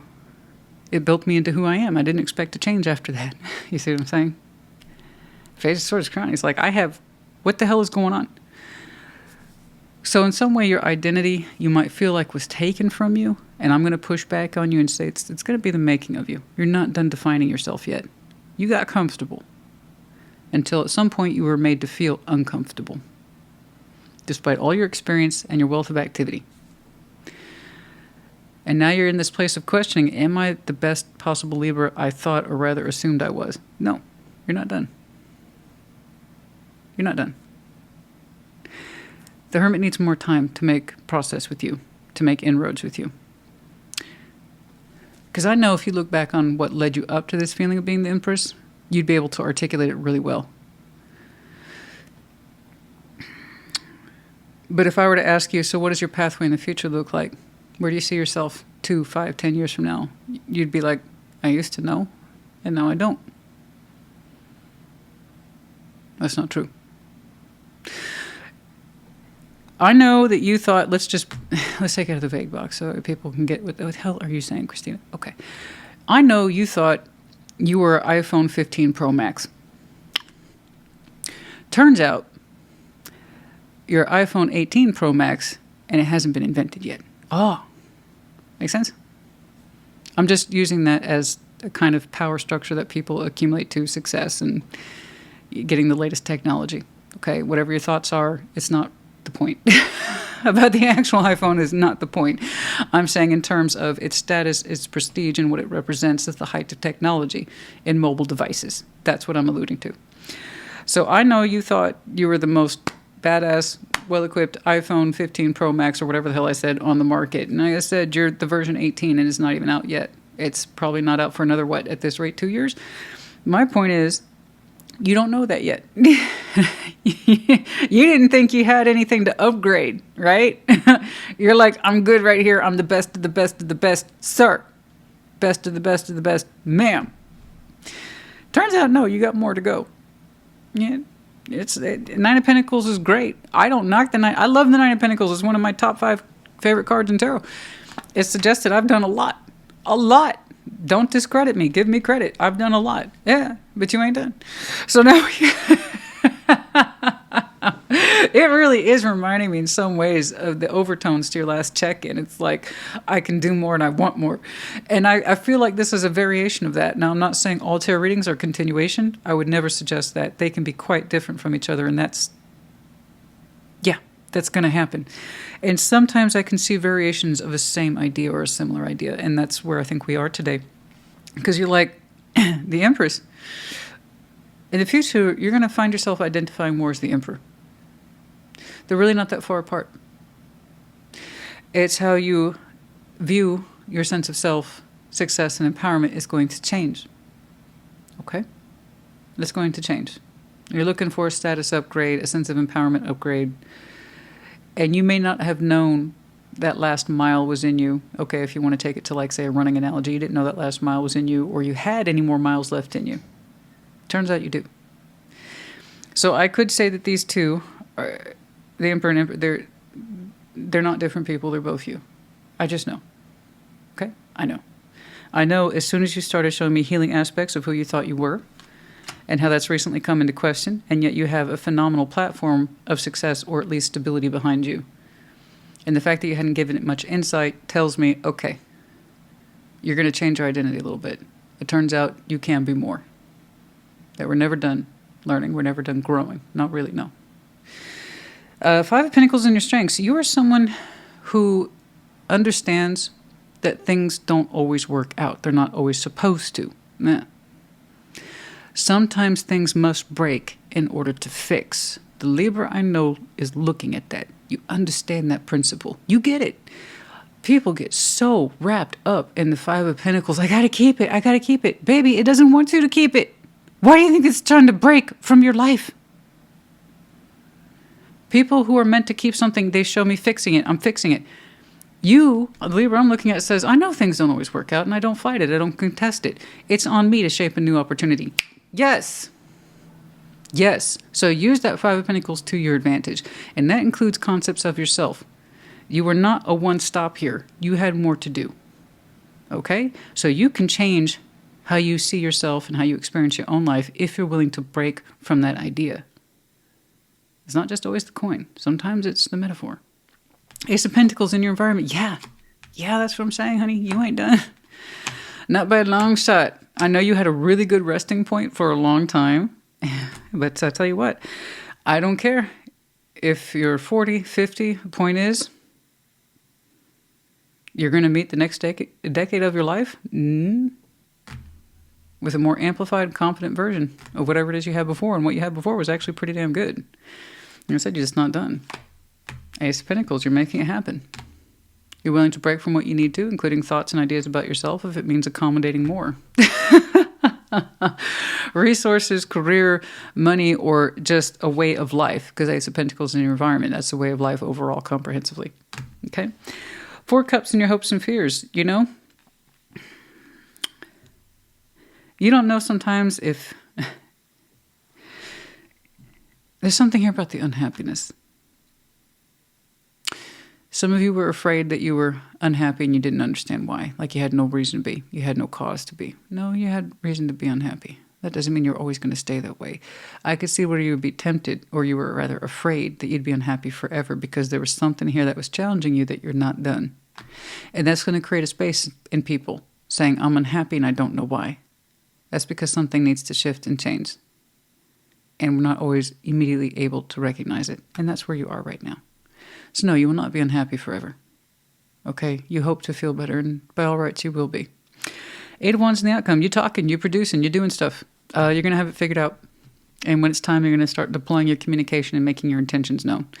So whatever that Ace of Pentacles is to you is going to represent a new form or upgrade, if you will, of empowerment, your life, the direction it's taking, why, the pathway it's leading you on for the next 5-10 years.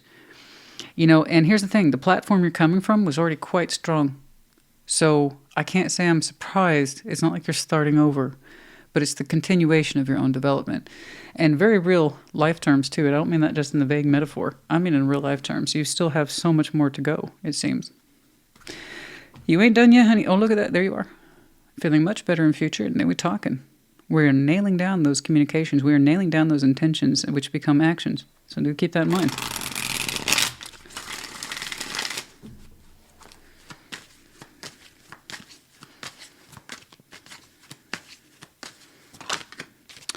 Ten of Wands, the Knights of Pentacles, and the Four of Pentacles. Man, you guys have been holding back for a long time, and I think that's where a lot of the stress was coming for. I think many of you told yourself, I should be happy right here, and for a long time you were. You didn't have to question it. But something about where you are became rusty, not rustic, rusty. It became rusty and slow, and it seemed like nothing new was happening, and we were holding on to old ideas and concepts, and there was so much more in you than this. And that's where that unhappiness was coming from. It's like you telling yourself you're good where you're at and knowing somewhere deep down inside that wasn't true. And by all rights, you should be happy, right? Because technically you're successful. You did something successful in your work goals, your career goals, or frankly, you're just proud of the person you had become. And then there's a restlessness. Nothing changes. I feel like there's more in me. I don't know what that means. What the hell does that mean? I should be fine where I'm at. You see what I'm saying? It was kind of circular until one day it wasn't.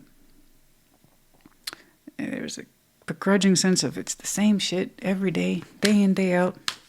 This Ten of Wands isn't worth carrying, and I say that all the time about career stuff, guys. You're going to have a Ten of Wands inevitably, so make sure it's the Ten of Wands of your choice. And I'm sure at some point your Ten of Wands, your burdens was of your choosing. And you realize it's the same shit, different day. Queen of Wands, the Hanged Man, and Justice. That's what I'm talking about. Some of you got a little fire streak in you, and that's cool. That lends to our passion and our ambition and our willingness to move forward. But here, we took that sense of, this is lack of drive, lack of passion, lack of ambition. It's same shit, different day, as discussed. Here's where we take a look at that. What happened to that? What happened to those energies that were positive, bright, and they burned? Let's think about that. You figured out. There you are, Justice. You figured out whatever it is that you needed to do to balance your scales. There is more in you. There is more yet to your story. So it's really cool when people can find their space where they can level out and they say, I'm good right here. And they mean it. And I'm sure at one point you did mean it for yourself too. Until one day that wasn't true for you. The point is that you acknowledged it. Instead of forcing yourself to carry on in a particular role or way of life that you said suited you up until it didn't.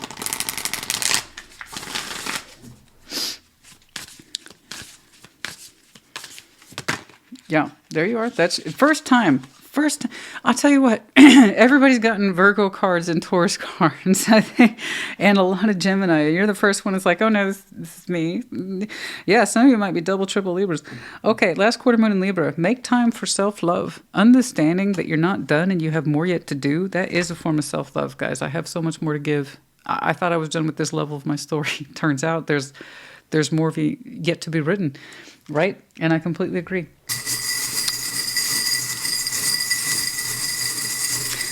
Oh, the stress, pull, and strain of this, I'm going to have to go ahead and call it for some of you. It will be during your season. That was here several times. I'm not worried about you, things like this can take a while to unfold, particularly if you're not looking for new insights. All you have is a feeling of pressure, of unhappiness, and will I always be this way?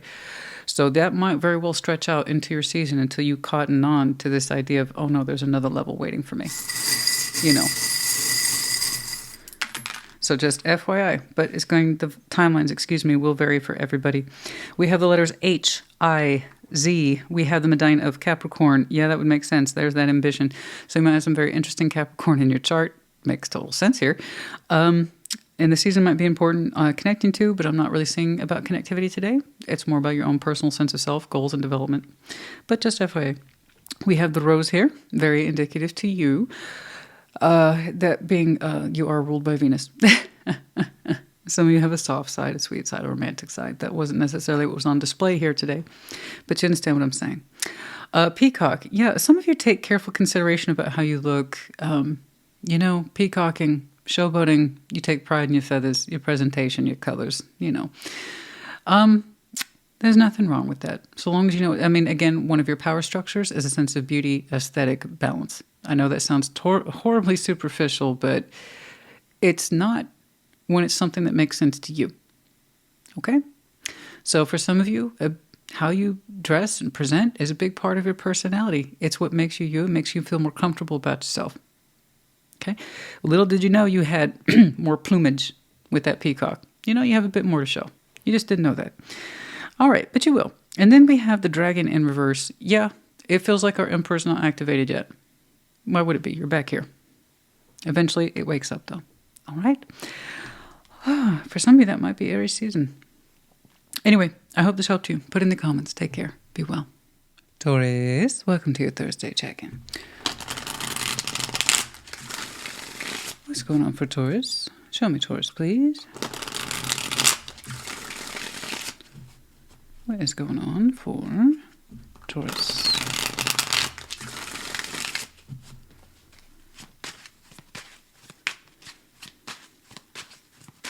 All right. The Knight of Wands, challenging. Page of Pentacles, crowning. Eight of Wands, okay. Past, Knight of Cups, wow. Oh my goodness, so much energy in there, so much feeling. Exiting the Hermit, oh yes. Before you, Nine of Swords, what's up? I thought you were going with this. I was like, hey, this is happening. And now I'm not sure. Let's say strengths. Queen of Pentacles, yeah, to be expected. Home environment, just environment, Two of Wands. That's cool. Hopes and fears, Seven of Wands. Yeah, okay. That kicked in. Outcome is the Four of Wands. I want you to overcome this because what you're feeling is normal, it's natural, it's beautiful. I like this for you. You've demonstrated a lot of swift emotions, and I grant you they're swift, and I can tell that you're used to moving at a slower pace, but what you feel is what you feel. I kind of want you to go with it because when you block yourself, you get into trouble. And I see that over here in your hopes and fears too, so hold on. Let's back up. Knight of Wands, nice little oomph, right? Energy, haha, I'm awake, let's go. I got stuff to do. I'm ready. Let's go. Right? You had your coffee. You look great. Page of Pentacles is crossing. It's like, yeah, you know what? Today's the day. I'm going to put energy into this today. Okay? It's something of a challenge for you in terms of, I think, finding time for it or acting on it, allowing yourself to act on it because you're showing me a lot of emotion, which once more is more on the swifter side. Page of Pentacles can be a little bit slower depending on how prepared you are to invest. So while it's not much of a big deal, I think you're showing me hesitation because you're like, what I'm feeling is fast compared to my physical energy.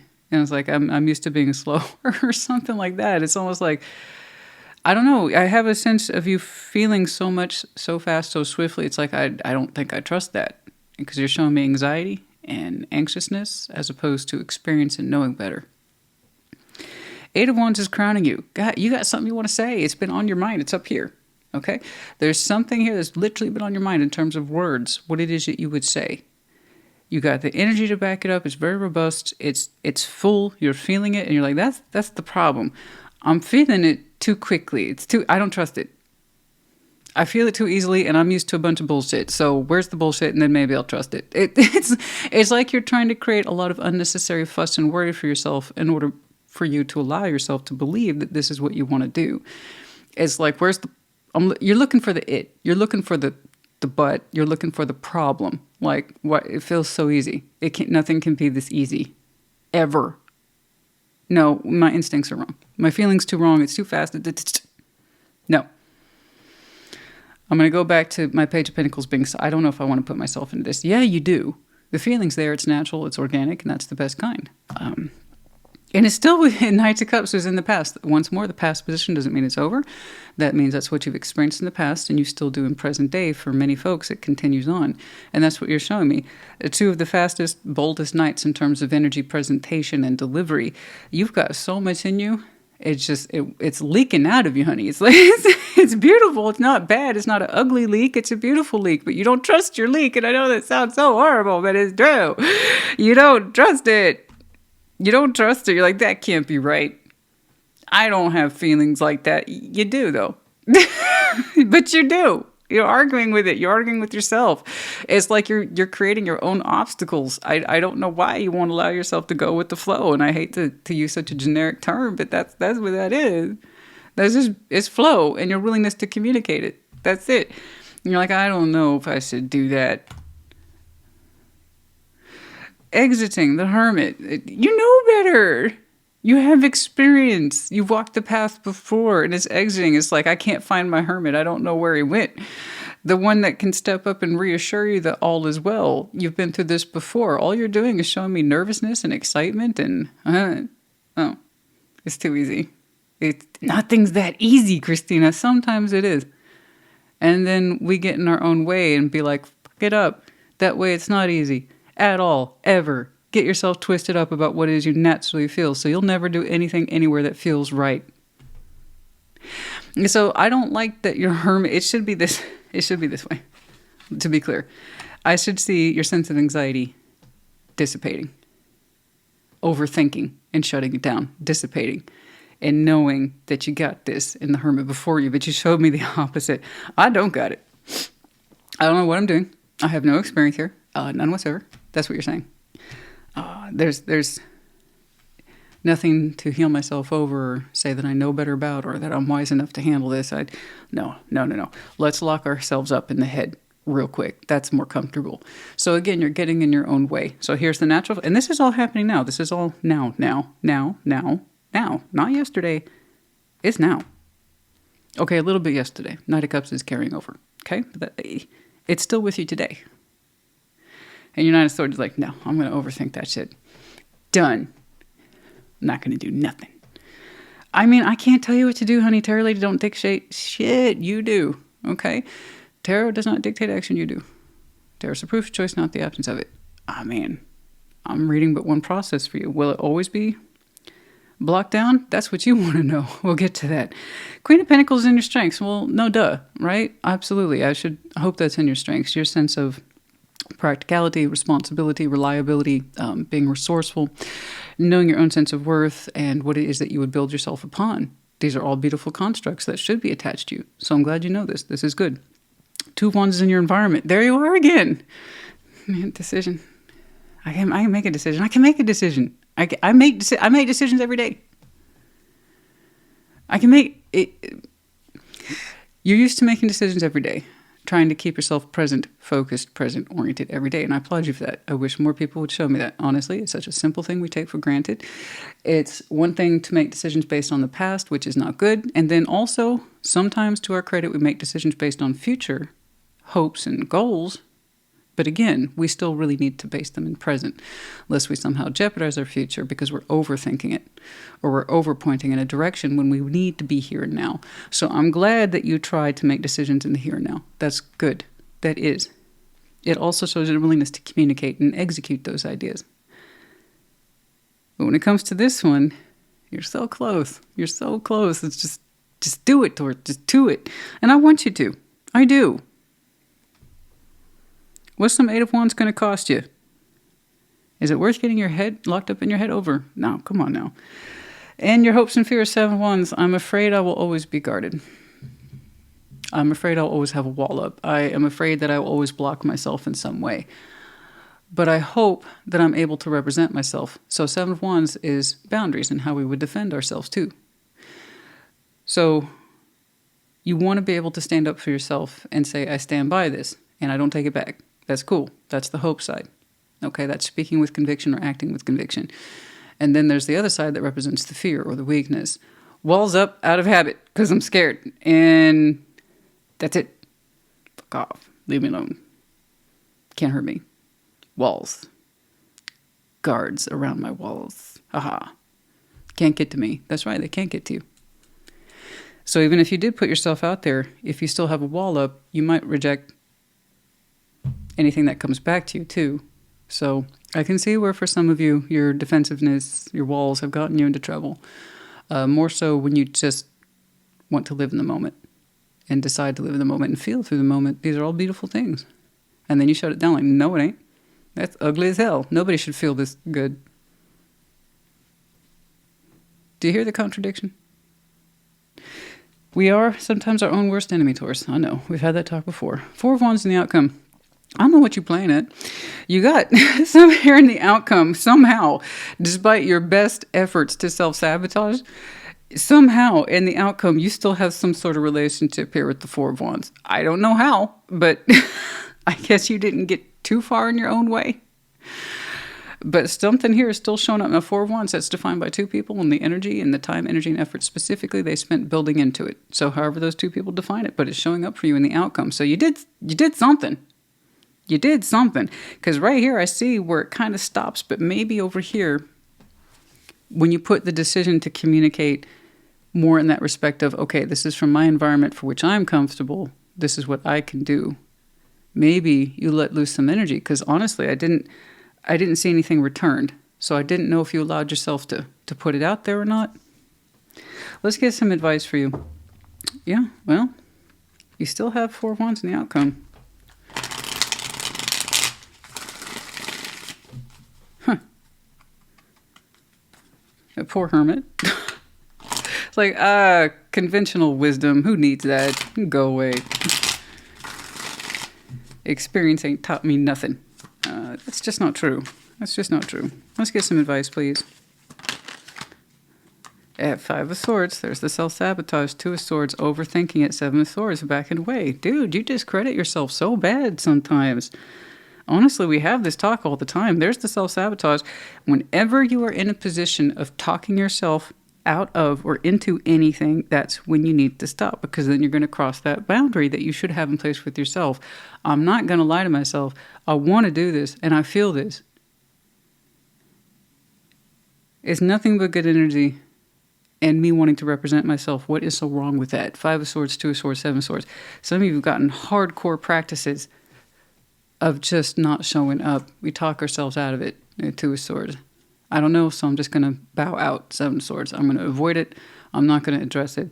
And this is a form of self-sabotage. I want you to use the 7 of Wands correctly to represent yourself and stand by it. Okay? That's a healthy position.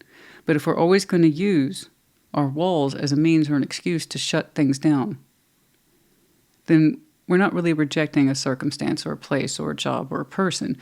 We're rejecting ourselves.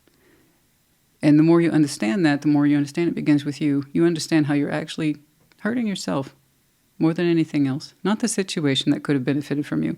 Not the person who could have benefited from a connection with you. You. Okay? You're doing it to you. You know, I tell people sometimes, like I say, we are our own worst enemies. Fears, anxieties, telling ourselves, no. I can't step into this. I should just step away from it. It's a great way to keep a barrier always between ourselves and what it is we really want. And what is it that you really want, by the way? That's so bad. You have some lovely natural energy. Yes, it's a little fiery. Yes, it's a little caliente. Yes, it's a little romantic. So fucking what? 8 of Wands. It's beautiful. Why don't you trust what you feel? King of Swords and 5 of Pentacles. You're afraid of abandonment. Oh, that old thing, honey.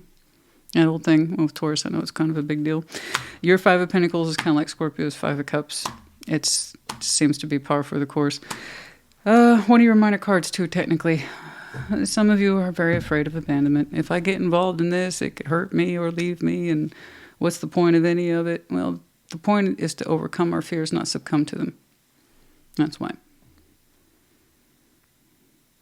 Don't settle. Don't say this is enough, or I'm not qualified, or I'm not good enough. If that's the dialogue you got running, then you're always going to believe it. Is that the dialogue you want running for yourself? Because then you're always going to believe it. Now, somehow, by some sort of grace there towards the end, there is some sort of relationship. I don't know how, because you seem to be so intent on not going anywhere near this, despite all your instincts are screaming at you to do otherwise. This is where one of those times I would love to clarify, but then I'd piss everybody off. Oh, you clarified for Tarot. Well, your outcome is this. How the hell you get there through all that noise and fear, I don't know. I'm not saying everything's perfect in the end. I have no idea what that Four of Wands looks like.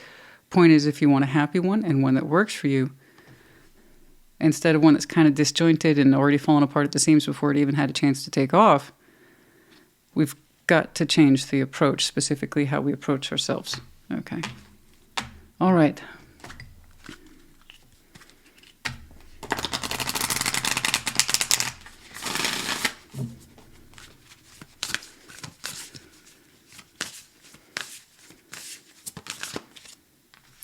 First quarter moon in Cancer. Push through any insecurity. Honey, I don't make this shit up, okay? This is why I do what I do. That's all I'm saying here for you, except for you. It's really amplified. It's a little over the top, okay? To the point where you are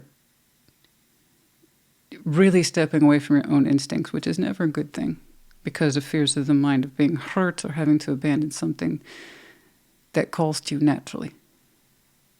You will, I mean, honey, you will, as we know, or we should know, you will 100%, miss all the shots you do not take.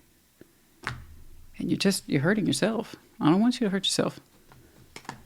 You know, there's plenty enough in the world already that will do that for us. We don't need to do it to ourselves, too. All right. I'll check up on you. Not necessarily I will see a continuation of this, but if I do, I hope there's some improvement here. I really do. N and Y, we have the dolphin, that sense of playfulness and being able to swim playfully, joyfully at ease. Some of you just... Why do you always swim against the ocean, not with it? Well, why can't it ever just be easy? You know, don't ask me that bullshit. I'll tell you why. I'm going to call you on it. This is easy. There will be people... let me put this in context for you. There will be people who will never feel this naturally. This is the dolphin energy right here. It's playful. It's light. It knows itself.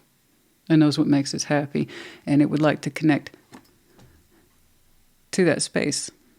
It would have somewhere to go. A lot of people will never feel this. Don't tell me why isn't it so easy. It is. It comes easily to you. The thing is, you just don't trust it. And that is anti-instinct. And then we have the Pegasus in reverse. You don't feel like you have the freedom to fly or the freedom to pursue. It's a choice. And I've seen how your mind declines the choice. Not because you actually believe in the worst case scenario, but because you're afraid of worst case scenarios and stuff like that. Okay? I hope this helped you. I do. Okay? Like always, I think the world of you. All right? But real respect's real. And I got to push because I know you're going to. So that's how that works. I hope this helped. Put it in the comments. Take care. Be well. Virgo, welcome to your Thursday check-in. Show me, Virgo. What is going on for Virgo? Let's do one more. Show me, Virgo, please. What's going on?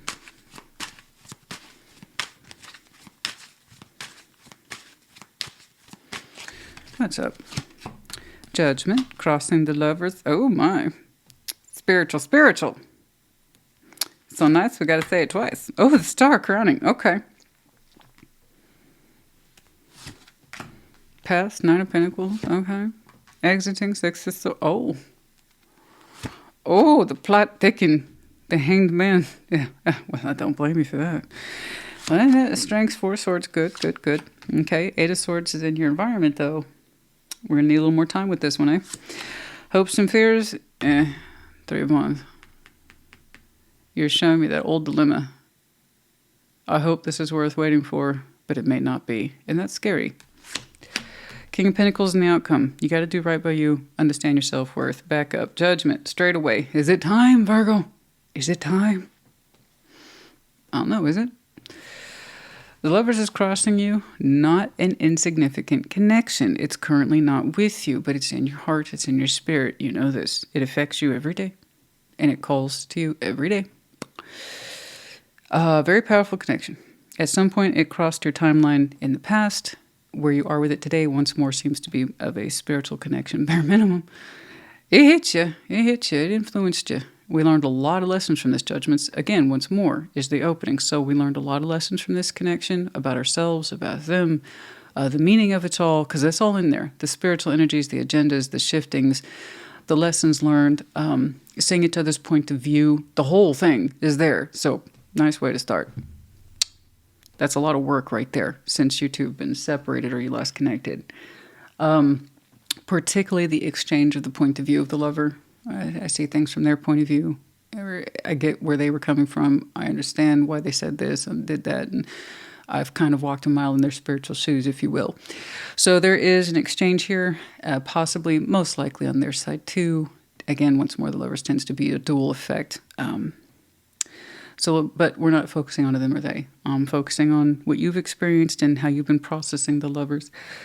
And here's the truth of it. And for those of you, this is not your truth, then it's not your reading. That's cool. I'm not talking to you. It's not an accusation. Okay? Finger pointing aside. It's not an accusation. This is either true for you or it's not. It's not meant to be an offense. Don't take it as one. This connection is such is that it still affects you to this day. And in your star, your star is your crown. You still very much hope for this. You still very much desire for it. You kind of specifically sense and feel how this has impacted you for the long term. And there's a sense of, I desire in some way the continuation of this. And once more, the star represents longevity. Because we have to be willing to reach for it night after night. Okay? Not easy.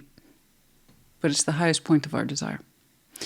Many include the concept of healing in the star. I'm not saying that's wrong. I would never say that.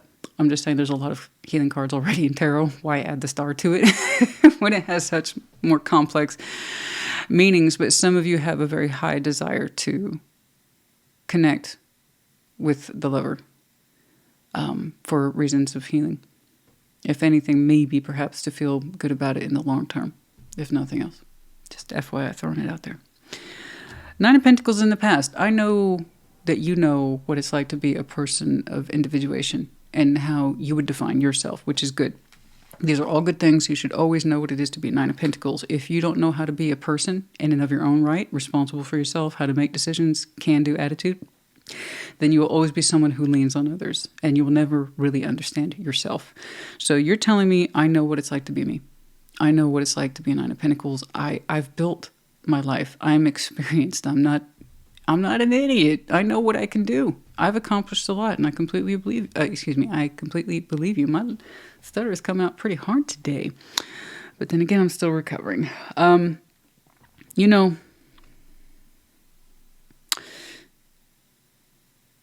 I know you know what it is to stand on your own. But this connection calls you in such a way that makes you feel, nor should it, make you feel like you're on your own. You very much feel deeply connected to somebody, even when you're on your own. And it feels weird, right? So that's the difference between a Nine of Pentacles and someone who is spiritually connected to somebody. You know? And you are. You're a lovely person on your own. And this connection in some way reminds you that you're not alone, even when you're on your own. You desiring to connect with it, that you would desire it still, says a lot. Makes you feel like there's someone in this world who gets you. And for reasons you can't explain, you're connected to. Fair. Six of Swords is on the exit, and I said, ooh, plot thickens. So this is how that works. Six of Swords, the sense of moving on is exiting, so that means we're kind of mentally coming back to this. Why do you think you opened up with Judgment? I know you probably reached a point in your timeline where you thought you were mentally over this, or that it presented itself as being absent permanently. We moved away from it, but it's in the exit, suggests ironically that it's coming back. So it's coming back to you, bare minimum, like I said, as a spiritual concept, a mental construct that you're still working through, but it's not activated. Despite how strong the desire is and how strong the pull is, I grant you, it's still in a place of hanged man. We want more perspective. Why is it calling on you so deeply now? Why is it affecting your soul so deeply now? What the lessons are hitting you hard. You're like, I'm not some crazy codependent person. I know how to be on my own. Thank you very much. Except when it comes to this connection, it's not really about how dependent or not you are and how experienced or not you are. It's this idea of there's being so deeply connected to someone, you feel confused a little bit in their absence. And you get to that point, it's like, why the hell did I ever meet this person? I haven't been the same since. That's kind of more or less roughly translated what you're experiencing. It's just for some reason it's catching up to you today. Or you're feeling it more now powerfully today than you ever did before. Why, I don't know. So I don't blame you for that hanged man energy. It's like, yeah, you'd want to take a time out. You'd want to take a time out, especially if you understood from your point of view that it was exited or done. No fault in that. I don't blame you. Four of Swords is in your strengths. Good. Take the time out. I want you to understand. I want you to reflect. I want you to heal. We need this. Eight of Swords. Something is shifting and changing in your environment, and you're not ready to acknowledge it yet. You're not ready to acknowledge it yet. I don't know why. Okay? But yeah, your environment's changing, and for some reason you find that very hard to admit, to look at closely or deeply. Perhaps they will show me unadvised. That was very distinct.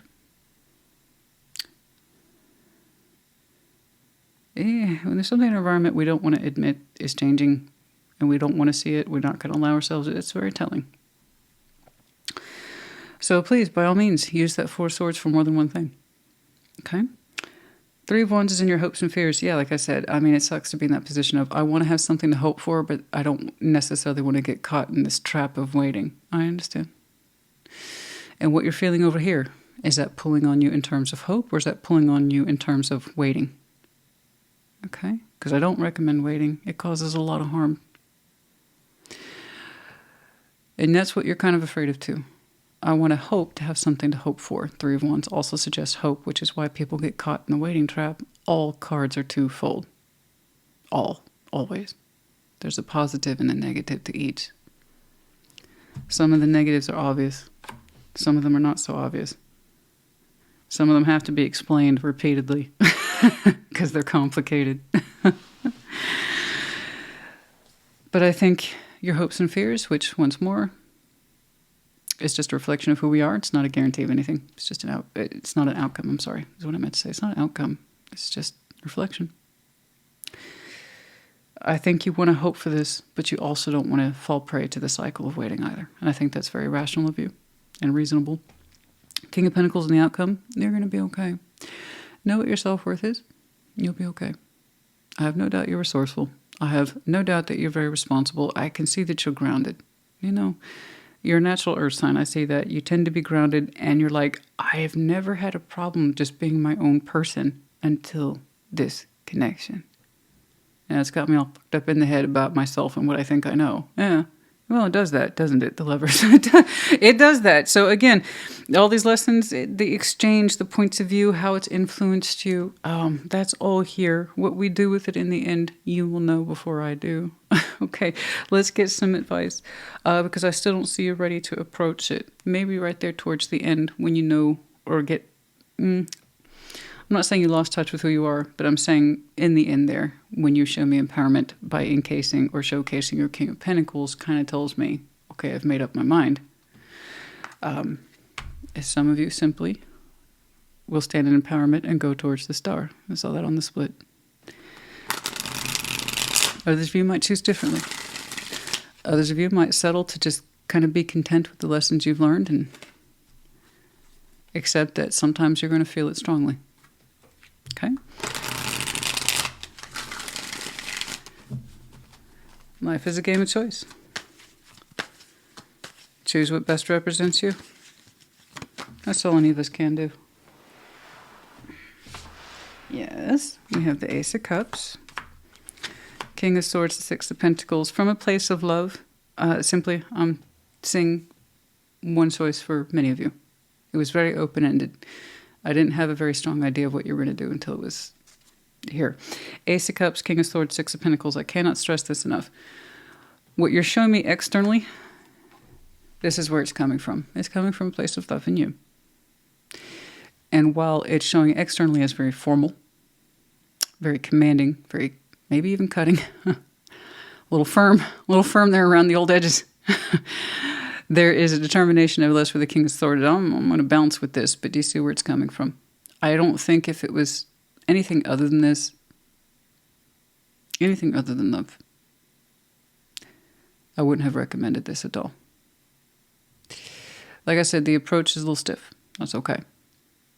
You have to understand how much background work, and I hope you appreciate how much background work, you've done in order to get to this conclusion. So, is a little formal, maybe even a little intimidating.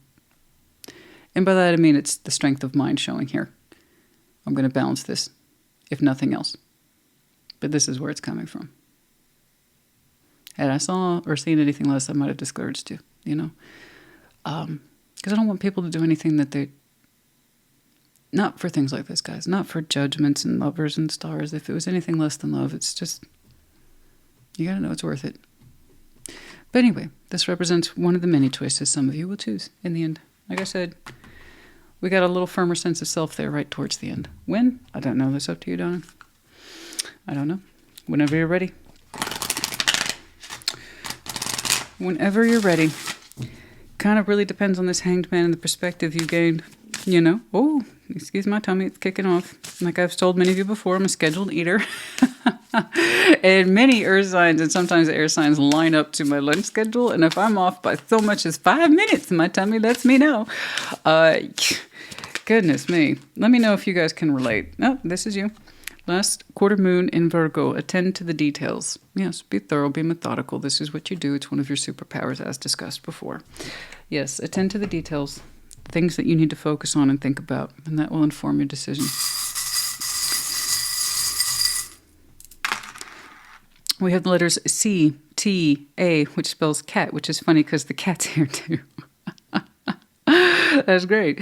No, very strong sense of intuition. You know, you, them, a little bit of the both of you. Do we liken this person to a cat? Are you saying they're like a cat or someone's like a cat? Mysterious, affectionate, can be a little temperamental sometimes. You know, sounds like a cat. Slinky, like they have a nature though. They have a nature. It suggests that they have a certain movement. It's like liquid. It's fluid. It lends to the mystery. They're like a cat. Yeah, a little bit maybe on the moody side.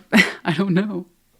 They're hard to read. Somebody wears a mask. Either you do, they do, or the both of you share a mask. And with the lovers, you tend to reflect one another. So you both might have a tendency to wear your best masks, if you will. Or at least you used to. You know, never really showing the other person. You know, when somebody starts to take off their mask, the other one tends to do the same or follow suit. Okay, and then we have the seashell, sign of Cancer. Listen to those feelings, absolutely. Okay, Virgo, honey, I hope this helped you. Put it in the comments. Take care. Be well. Capricorn, welcome to your Thursday check-in. Show me Capricorn, please. What is going on for Capricorn? Show me Capricorn.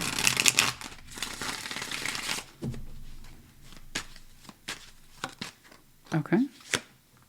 Six of Wands. Challenging. Death. Oh my. Crowning. Eight of Swords. Okay. Past the High Priestess, exiting, Two of Swords. That's good.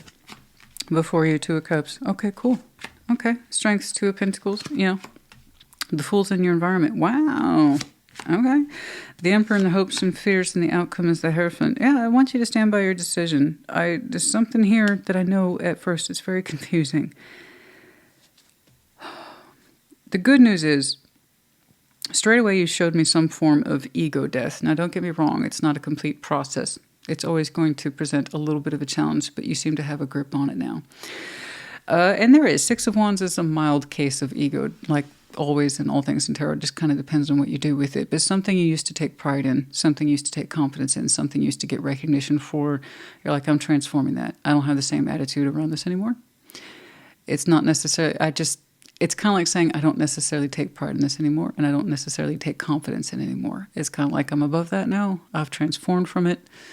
Don't get me wrong, I still think confidence is a good thing, and there is such a thing as healthy ego, positive ego. It's one of the things that keeps us alive. But you're like, no more false sense of bravado. No more false sense of poor ego here. No false sense of recognition, kudos, or unnecessary triumph. I don't need it. I don't need it. I don't know what that is, but it's kind of come into your peripheral lately and very strongly. There's something you just don't need anymore. That again, you've kind of risen above it, or you just know better now, and that you have a stronger sense of recognition and or fulfillment than you once did. Eight of Swords is crowning you here. This is something you could not see for a long time, or you refused to acknowledge, I should say. Eight of Swords, it's an uncomfortable way of saying self-imposed blindness. We all fall for it from time to time. And like I said, this is something you couldn't see for a long time, and it's on your mind now. You're very aware of it. You're very conscientious of it now. And it's kind of like saying, how long did it take me to realize this? How long did it take me to realize this was giving me a false sense of confidence or bravado? And I don't need that. I don't need the bells and whistles, and I don't need a bunch of smoke blown up my ass for ego reasons, But for, a long time, you just couldn't see it. You sensed something wasn't quite right, but you get it now. Okay? You're learning. You're learning to eliminate that part of yourself, which again, false attachment, false sense of confidence and stuff like that. I believe we all have a right to be seen for our accomplishments. It's just when some people just live for it, or they tell themselves they need that validation. Okay, Six of Wands, validation too. It can become a false sense of self, and you're saying, I just want to kill that part of me.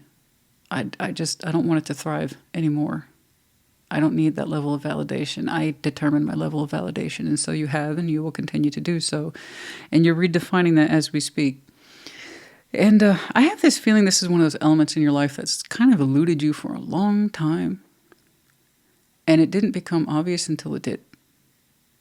I wonder what that is. It's going to be very specific for some of you. You know exactly that moment where you're like, this is false validation and I don't need it. How long have I been living for this or working for this? This is bullshit. My accomplishments speak for me, not the recognition of them. Something like that. You would know. The High Priestess is in your past. Yeah, I mean, in your past, that doesn't mean it's over. That just means you had experience with it. And the High Priestess, there's no reason why that shouldn't continue over into present day. And now that we're no longer falsely listening to ourselves and what makes us happy, you can listen to yourself intuitively now. It's coming in as very strong. You used to be someone who really leaned on your sense of intuition. And when we're listening to these false ideas of happiness and trophies and participation ribbons, and we're living for that, we're cutting off our intuition. And I'm going to go ahead and take a wild guess based on what I'm seeing here today. For many of you, it's flowing back, right? Many of you, it's flowing back. You're listening to yourselves. It was a superpower, a skill you had in the past, and it's going to be with you today. The more you kind of kill this and all that, it's going to allow you to feel things a lot more easily. Two of Swords, great, is on the exit. Love that.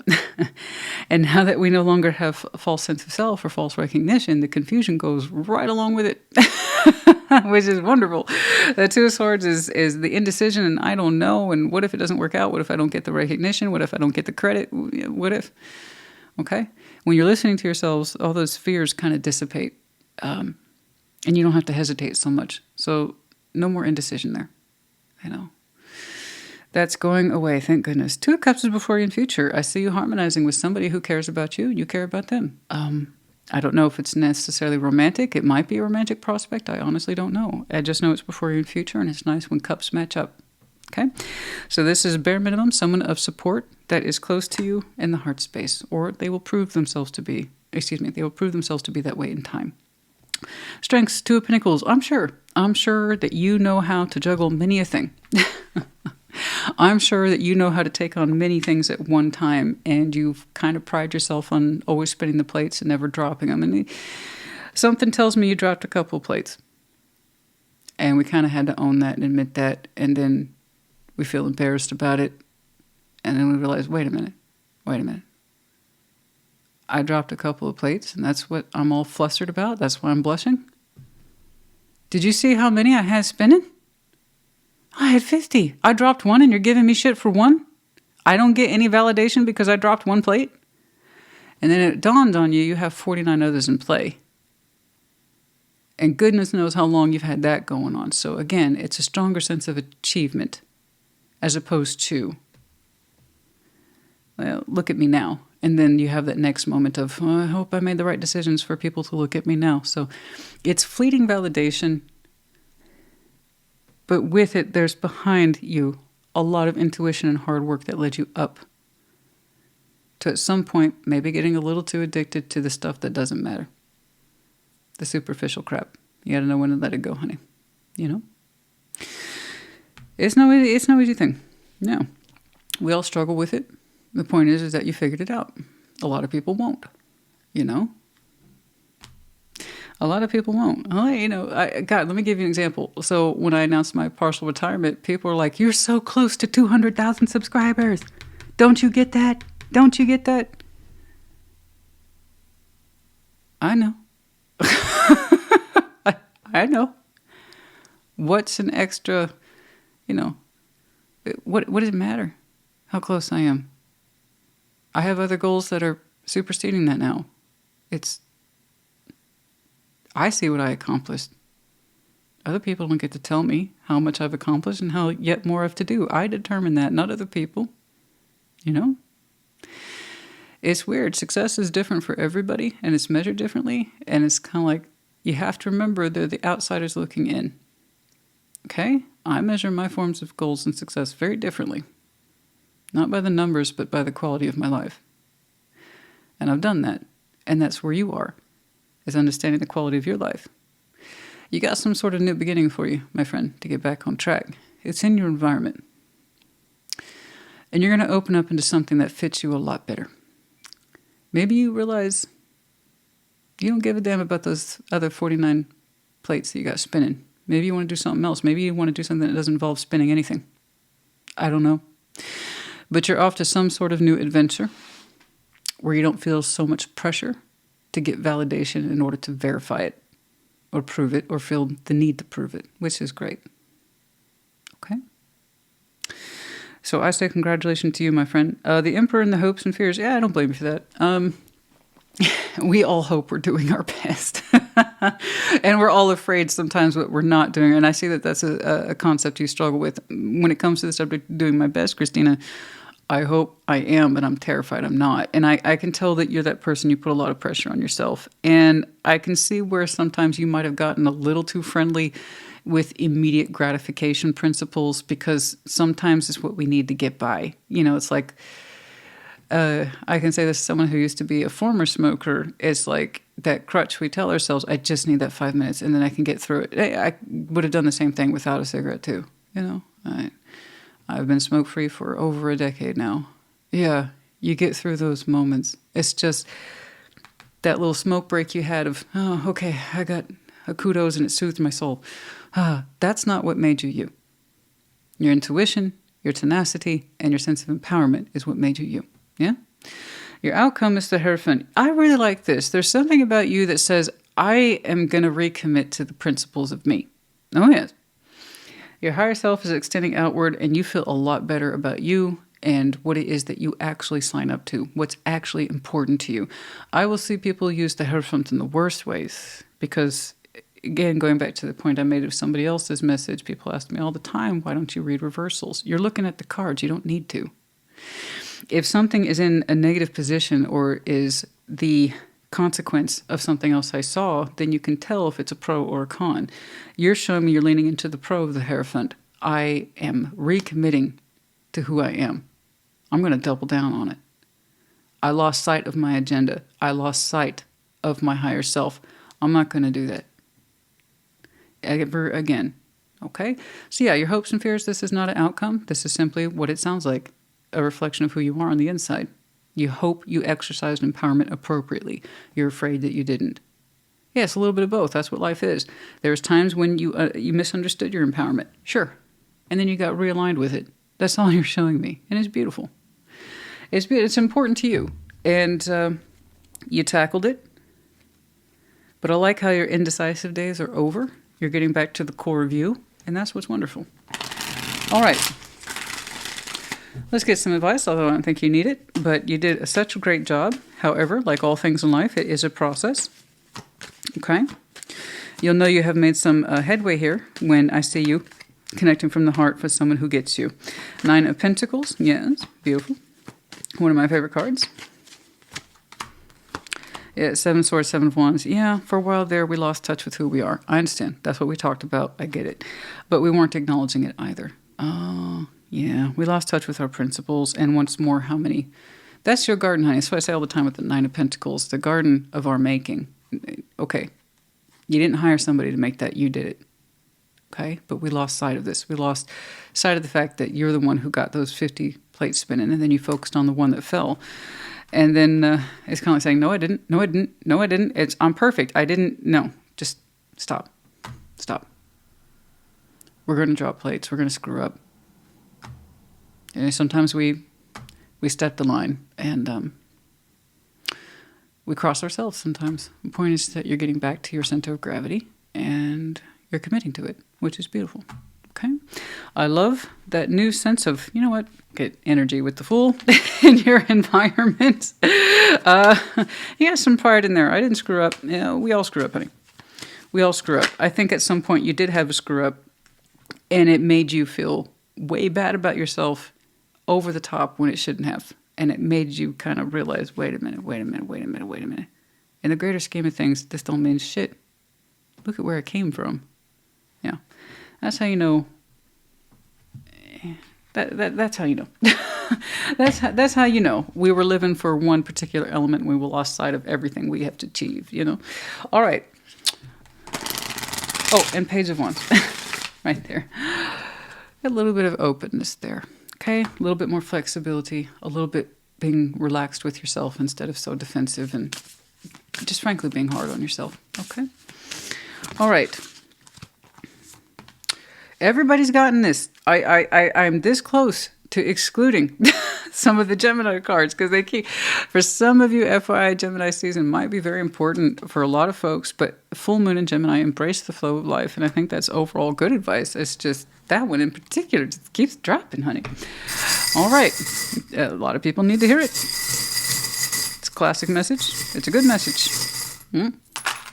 We have the letters R. We have the letter B. We have 2 medallions here, Libra and Aries. You might have any of these core placements in your chart. Could be connecting to 2 cups there, and then their seasons might be important to you. We also have 2 butterflies here in reverse. This was a very hard thing for you to transform. It's come up a couple of times on your timeline until it became something that we couldn't keep avoiding. But yeah, I mean, I could see where this kind of eluded you for a while.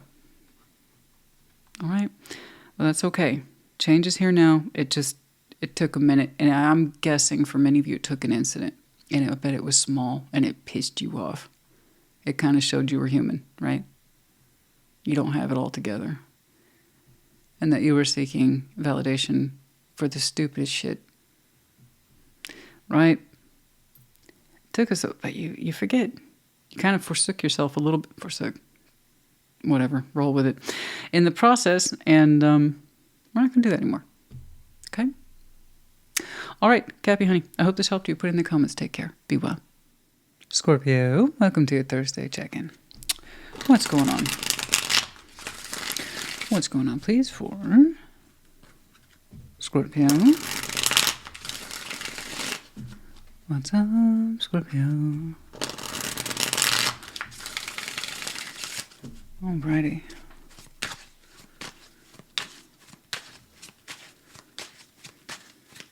Yeah. Page of Pentacles. Crossing Knight of Wands. Really?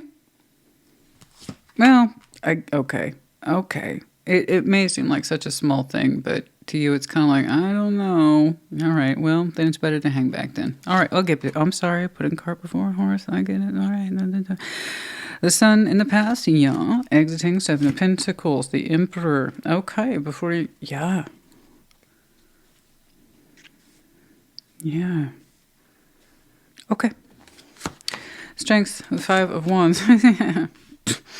Sorry, I just... Anyway, strength is in your environment. You know, the Star, the hopes and fears, the outcome, the Six of Cups. Okay, look, you are about to kind of amplify whatever it is you've been working on, and you're hesitating a little bit, which is unusual for us, but you're like, it's kind of a big deal, though. And I'm like, oh, why? Because you started out with the Page of Pentacles, honey. What is that to you? Come on now. It's the seed of an idea, Christina, and I don't like change. Okay? I can already tell you this is going to be one of those where I see us fuss and fuss and fuss over a particular concept. But to your credit, you're saying you actually have to know. Otherwise, it can create an unnecessary argument. Okay, so I'm going to stop poking you. I say Page of Pentacles, what is that? You know, it's a little bit of investment that starts the process for most people. A little bit of time, energy, and effort in a particular direction. And where it goes, who knows? It depends on what you're trying to grow. See? Knight of Wands is challenging. It's like, I sometimes feel like I can do this, and I have the energy, and I'm amped up, and I kind of run away with it, but then I hold back. Okay, once more, what's all this fuss over this page? The Hanged Man's crowning. I need to think about it some more. I'm not done processing this from every possible angle. Okay, I'm going to back off giving you shit. I can see that you are taking this super serial. All right, it's very serious. I get it. It's just the intensity of it. There's a lot of intensity surrounding this little page. Okay, it is in serious contemplation mode, and you're like, I need every point of view. I need all the points of view. I'm going to go upside down and think about this for a while. I will be a bet. Don't call me, I'll call you. So it's wow. You're taking it very seriously. To your credit, I don't know what it is. You didn't actually point to me exclusively about what this means to you. Let's keep going. The Sun is in the past. That doesn't mean it's over. That just means you know what it is to feel happiness in the past, and you want to again in the future and in the present too. You would like to feel warmer days where the energies are easier, they're a lot more relaxed, and they're giving. And then also ideal weather conditions that if you want to invest in something new, that it will grow. So whatever this decision is, you want it to be a happy decision. You do. Okay. You know what it is to be happy. You know what it is that would make you happy. You want this Page of Pentacles to represent happiness. It's a seed idea. Seven of Pentacles on the exit. I think that's actually a good thing.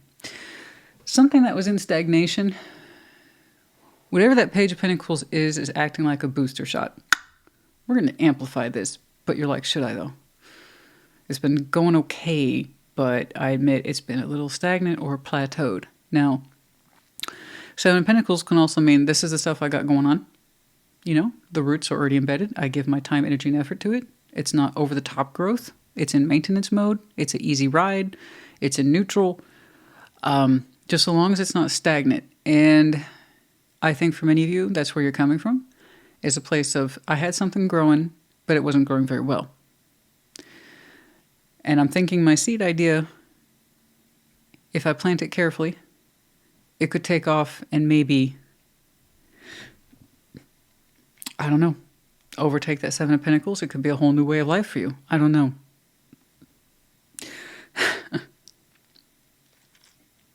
Goodness me.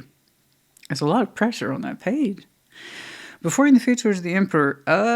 Sometimes by spring, sometime by spring. I'm going to go ahead and call it. You'll know.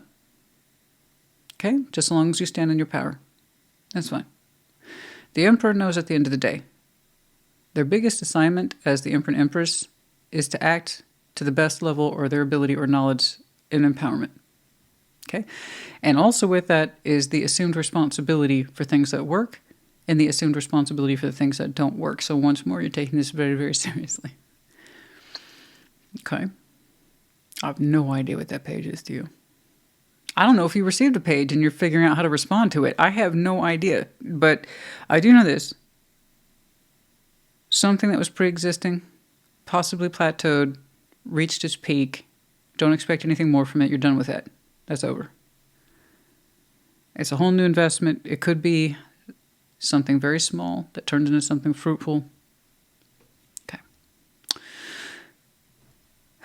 You're showing me Five of Wands as your strength. Now that gave me a little chuckle. Oh, Scorpio willing to fight for what they believe in. Never heard of that. You're like, if I will kick anyone's ass I need to, if it means that I get my investment going. I know. So again, you're showing me, I don't mean that in like the literal sense. You know what I mean? If I want is in your strength, I'll put up a fight. I'll fight for whatever it is. I know you will. I know we will. I know that. I know, honey. Bless you. That's so sweet. And I do, because I appreciate the skill. I mean, you have to know. I say it all the time. You get to choose your level of participation. So if something's worth fighting for, that it's going to require your level of participation, isn't it? That's the assumed responsibility of the Emperor and Empress. I have this idea, and it's kind of serious. It means a lot to me. I want it to take off, and if I stand by it, I'm going to have to fight for it. Not everyone's going to agree with my decision. Yeah. Or everybody's got to say, everybody wants a piece. I don't know. Some people like to, what does that old saying go? Punks jump up to get beat down. Sometimes people just like to argue because they can. It's not necessarily what they would do with their lives, and they want you to know it. Like it will somehow affect yours, or they hope it will. Shooting it down, whatever. But you're saying you're willing to fight. Okay. Strength is in your environment. I'm guessing you're a strong-willed character. Sure. You're used to being strong. I can tell that you're used to a certain level of responsibility. I can see that you are used to a certain level of calling the shots because you kind of have to. That's your position and or your role.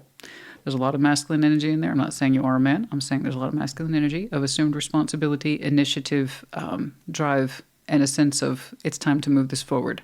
A sense of destiny shaping, all that kind of stuff, and it's on me. So again, once more, you're showing me the willingness to kind of power drive this thing, take responsibility of it, give it all the energy that it needs to thrive, to be successful. Your time of stagnation's over. You want your next thing to work out. You want it to bloom. You want it to burst forth into life. You're like, I need this Page of Pentacles to be everything except what I've been used to, and that is a top out. I don't want any more top out. I want the next big thing. And you're generating a lot of activity. So I'm going to go ahead and tell you now. The Scorpio I'm looking at, you've already decided. You just don't know that you've decided yet. You don't generate that kind of energy, honey. You're in the eye of the hurricane. You just don't know that you're in the eye of the hurricane yet. You don't generate that level of activity and energy and forcefulness unless you're willing to do the damn thing. So to me, I'm looking at this and it's like, it's not a matter of if, it's a matter of when. And I'm going to go ahead and stand by my initial readout. I'm going to call it Aries season or spring. Let's call it spring for funsies. Yeah. The stars in your hopes and fears. I told you, you can't generate that level of energy and tell me you're still undecided or on the fence. So while you gave me some giggles there on the upfront, I'm a real person. I have real reactions. I see where this is going, and I think you do too. What a whirlwind of activity. What a little tornado you are. Yeah. Generating so much activity just from sheer force of will and the conviction to back it up. Oh, yeah, don't anybody mess with my Page of Pentacles. I'll show them what's what. Honey, you haven't done it yet. You're already defending something you haven't put a playbook on. So I'm just telling you, you're gonna do it. I mean, hey, you know what? Tarot doesn't dictate action, you do. Tarot's the proof of choice, not the absence of it. Opinion of Tarot Lady don't mean shit. I'm reading one particular course of action for the Scorpio who's still back here saying they're not sure yet. Yeah, you are. Push on me, I'll push you back. I match energies. Okay. The star. Yeah, hopes and fears. Stands to reason. This means a lot to you. You're trying to reduce it to a Page of Pentacles. I don't know who you're trying to convince, honey. Me or yourself. It's just this thing. I've thought about it. It's no big deal. It's everything. According to you, it's everything. It's the sun, moon, and stars. You associate it with a potential source of happiness, as you best understand happiness. You associate it with potential longevity goal, the star. I want this in my life forever and ever. I want to keep reaching for it. But you're afraid to kind of reach for it. And this is where I see a lot of people hit that horrible space we call rock in a hard place. Is it's going to take so much work. You have to commit to it. You have to commit to it energetically and spiritually and focus and strength of will. I'm already tired. Right? The responsibility thing, that's part of the price you pay for pursuing a star. There's the fear of responsibility. There's the hope, too. This could be the making of me. This could be my everything. This could be my greatest victory, my greatest... I don't know. I don't know. I don't know, but I don't know if you're trying to take over the world. What are you doing? I don't know. But you have the energy for it, and that kills me is that you get defensive of it as soon as the idea of somebody might shoot it down or cross your path. It's like, don't piss me off. Honey, you haven't done it yet. I'm sorry. I'm not trying to laugh at you. It's just our intensity 1,000 times over in this reading. You know what's funny about Scorpio? Of all the words we could be associated with, the number one, or rather the top two words we're associated with, first and foremost, is passion. Most people are aware of that one. And then intensity. Christina, you have such intense eyes. Have anyone ever told you that? No. I've never heard that before. You're the first. I was telling somebody the other day, don't get in a staring competition with me, honey. You won't like the results. It gets awkward, but not for me. That's the kind of Scorpio I'm looking at. You have that kind of challenge energy. You have that kind of don't with me. You have that I have the energy, don't make me prove it. You know? So I'm not asking you to prove it against anyone else. I am asking you to prove it against yourself, though. Whatever this is does not fit into a Page of Pentacles structure. Try as you might to reduce it, downsize it, downplay it. It's going to represent some very strong qualities of who you are, including your protectiveness, your sheer tenacity, drive, passion, intensity. It evokes a lot of our characteristics, whatever this is. So, what you waiting on? 6 Cups in the outcome. Beautiful. Someone joins you in that space. Don't know who it is. Some sort of soul connection, soul bond, but it's supportive, and that's all I care about. I do not know that this was necessarily the concept of your desire, of what it is you're reaching towards. I just see it as the outcome is showing up to support you, to share with you.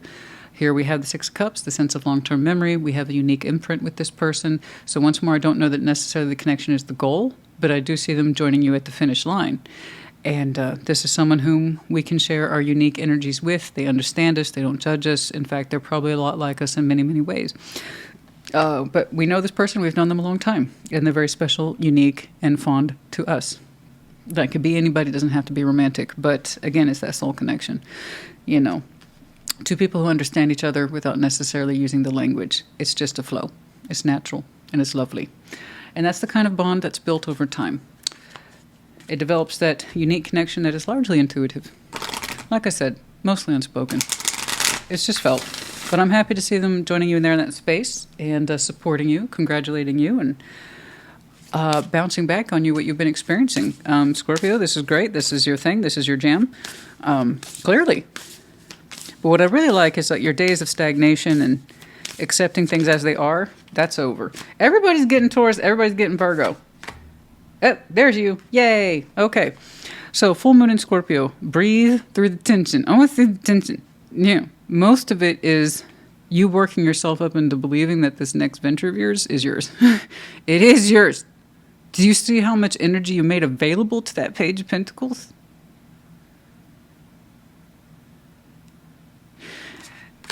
Last quarter moon in Taurus. Be proud of yourself. Some of you... Oh. Is that what I'm saying here? Are you a double, triple fixed?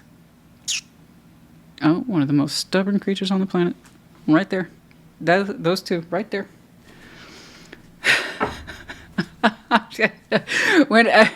I remember somebody who was Scorpio dominant, and then they had several undertone Taurus placements, and I'm like, I'm not working with you. You can. I'm not working with you. No, I meant it as a joke, but also not really. But so, oh, the stubbornness is a double front. Fixed stubbornness, emotional stubbornness, super seriousness, the intensity is amplified. And Scorpio, some Scorpios watching it, that's me. And I'm challenging you. With that shit inward, where it belongs. And then it shows externally, also where it belongs. Okay? All right. Let's get some advice, please, for Scorpio. 5 of Cups, normal for us. Don't worry about it. It's only a problem if you make it a problem. Let's put it that way. Queen of Swords, 5 of Cups, 2 of Pentacles. You deciding about what to do with this for too long is largely what's been holding you back. You're putting way too much thought into something that you already connect with spiritually and emotionally.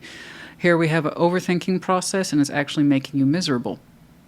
It's reminding you of disappointments of the past that we've all experienced, but you keep replaying it as a potential possibility. Anything can potentially cause disappointment. Anything can show us, hey, Scorpio, we screwed up and this wasn't meant to be. If that's all it takes to hold you and your energy back, then it's best you leave it there under contemplation. Get out of your head, is my point. I love us to pieces, honey. But when we get trapped, I told you we're no good with this. We're no good with this garbage. We're no good with that. We are no good. This is exactly why.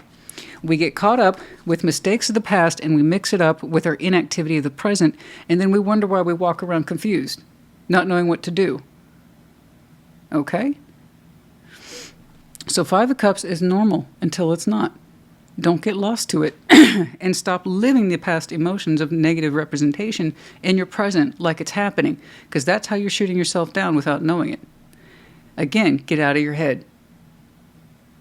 You know more about this spiritually and are attached to it much more than you're giving yourself credit for, logically anyway. Okay? All right. That's enough.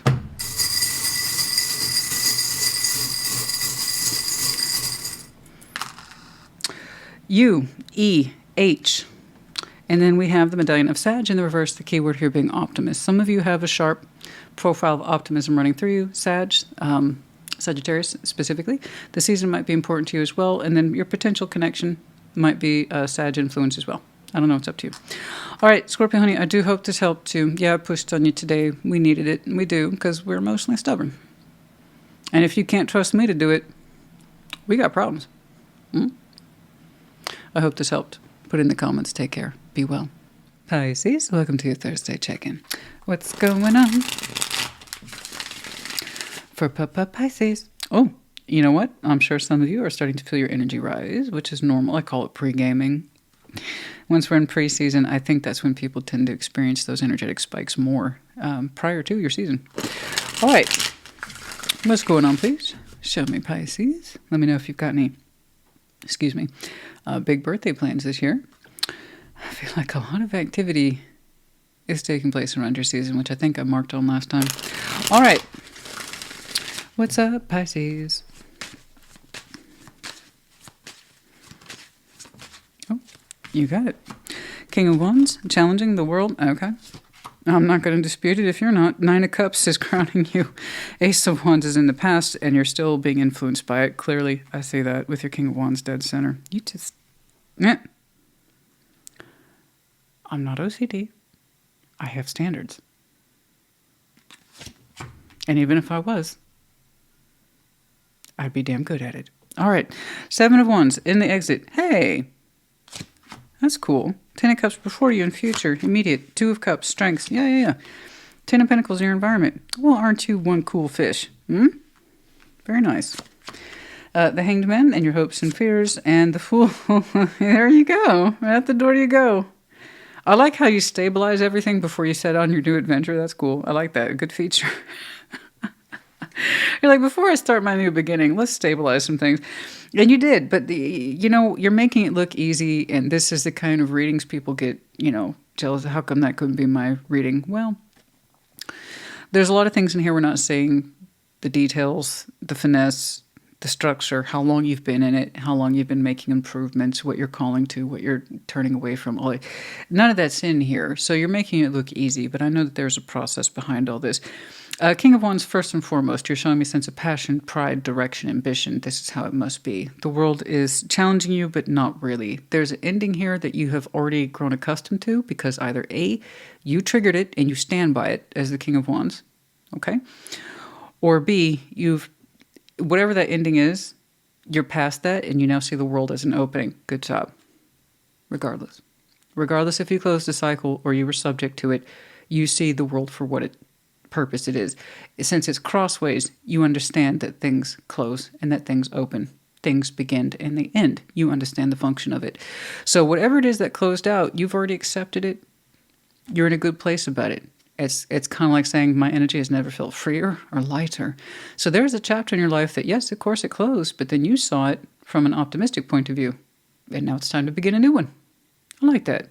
I like that. It's a nice little refreshing. Excuse me. It's very refreshing. I mostly see people struggling with worlds and understanding that. And you're like, I got it. Because you're like, I'm feeling things now. For you, currently, you're feeling things now that had that cycle not closed, you wouldn't have access to this. So good on you for understanding things about optimism and hope. And this is the making of me. This is the freshness in me, a new beginning. But what you're also indicating is prioritizing stability too. So you're not just all about new beginnings. You also have an appreciation to stabilize what's in place as well. I respect that. Nine of Cups is crowning you. Getting back to it. A sense of wish fulfillment is calling you. It's beckoning you. You're opening up towards it. It's almost like you're saying, I haven't felt this good or selfish in a long time. I get to focus on my needs, on my wants, on my emotional growth, on my feeling good. And so that's that kind of selfishness I see, but it's in the positive. You haven't been able to in a long time. You haven't been able to focus on your needs in a long time. And you can just kind of feel your match, your flame growing, and it's in a good way. And so you really are thinking about what's in my best interest, what has got my attention, what drives me in a good way as a positive force. And that's what you're gravitating towards. Ace of Wands is backing it up. So it's in your past position, but it's still very much affecting you now. So this is a recent past position. By that, I mean, it's so fresh you can still feel it. You feel the etchings of a new beginning, and you are unfolding into it beautifully. You're looking forward to it. It's almost like you're looking at the old chapter and you're like, thank you so much for ending. I can begin my life afresh or anew. And it's gorgeous. I love this energy. If I could wrap this up in a pill and give it to everybody, I would, honey. It's gorgeous. Seven of Wands is on the exit. Your need to be defensive, to put up walls around yourself has come down. And it's nice to see that. Now, don't get me wrong. Always have boundaries. Always. But a lot of people confuse boundaries with walls, and that's easy to do with the Seven of Wands. It depends on context. In this context, you don't feel the need to be so guarded. You don't feel the need to be so shielding all the time. So by all means, maintain boundaries. I know you're feeling very open, very alive, very fresh, but still keep boundaries too. Okay? But yeah, even, honey, the healthiest people, you keep boundaries no matter how good you feel. It's like, I'm going to lower my defenses for you. That's how we invite disasters into our life. We don't want to do that. Okay? So I'm glad that your defenses are coming down and you want to be more open, very much so. But just remember who you are. Know when and where and how to defend yourself in terms of boundaries. Okay? Not all walls are bad, are my point. Ten of Cups are before you in the future. You're going to be connecting with your inner circle, and it's going to feel very good. It's going to feel very rejoicing. I have the very strong feeling many of you have been disconnected from your inner circle for a long time. Like I said, there's such a strong sense of freedom in you. I don't know how to describe it. It's almost like you're coming home to the people who matter in your life. It's almost like you get to rediscover your inner circle. So the Ten of Cups is comprehensive. I know it's vague. It's supposed to be. It's never one person, is it? It's family, it's friends, it's spouses, it's kids. It's whoever's in there to you. It could be 3 people. It could be 30 people. It's up to you. Point is that I see you intercepting them and it feels good. It feels good to be back in harmony with everybody. Back in touch with everybody. It's very open-ended, but that's okay. It's beautiful. You have to remember they're part of our inner circle for a reason. They make us who we are or help reflect on us who we are. You know? It's a little bit of everything. Two of Cups is in your strengths. You believe in love. And I know that sounds so cheesy. And many of you are like, well, I'm Pisces. What do you expect? Well, it's not always true. It's not always true. Not everybody inherently believes that, that love is my strength. And for this Pisces, it is. Who you harmonize with means everything to you. Who you get along with, who you call friend, who you call family, who you call a lover, who you call your equal. That's important to you. You draw strength from it. And you really prize your relationships. You say it gives you strength of heart, knowing that you have people in your life that are fundamentally in your corner when and where and how it counts. And I agree. That's a beautiful strength to have. And I love that you love that. 10 of Pentacles in your environment. You're all about shaping it up, keeping it solid. So it's interesting because you have that energy of someone who is very young, but with the appreciation of someone who understands stability, of having lived life, and you understand the foundation is important. So things like your connections, your resources, your network, what it is you're tied to, career, finances, family, that go well beyond one's personal self, but how far it reaches out, what you're a part of and why, what makes you you in terms of realistic 3D character, not just your emotional character. So here in your environment, you're all about stabilizing it. This is gorgeous. You have the energy of someone who's presenting, well, that chapter closed and it's probably for the best and there's plenty more fish out there, no pun intended. But you have the kind of wisdom and experience of someone who's like, but foundation's important. Family is important. I agree. So stabilization, you're all about that in your environment, stabilizing. Some of you are getting reacquainted with your roots and digging deep. I don't know. But you want more for yourself, and you're showing up with all this fantastic energy to back it up. The Hanged Man in your hopes and fears. You have a kind of faraway notion. I hope I've given everything I need to enough perspective. I'm afraid I haven't. Also, many of you have a understreak here of a fear of being judged. And you have to understand, everything begins with the self. Most of that fear of judgment is coming from within.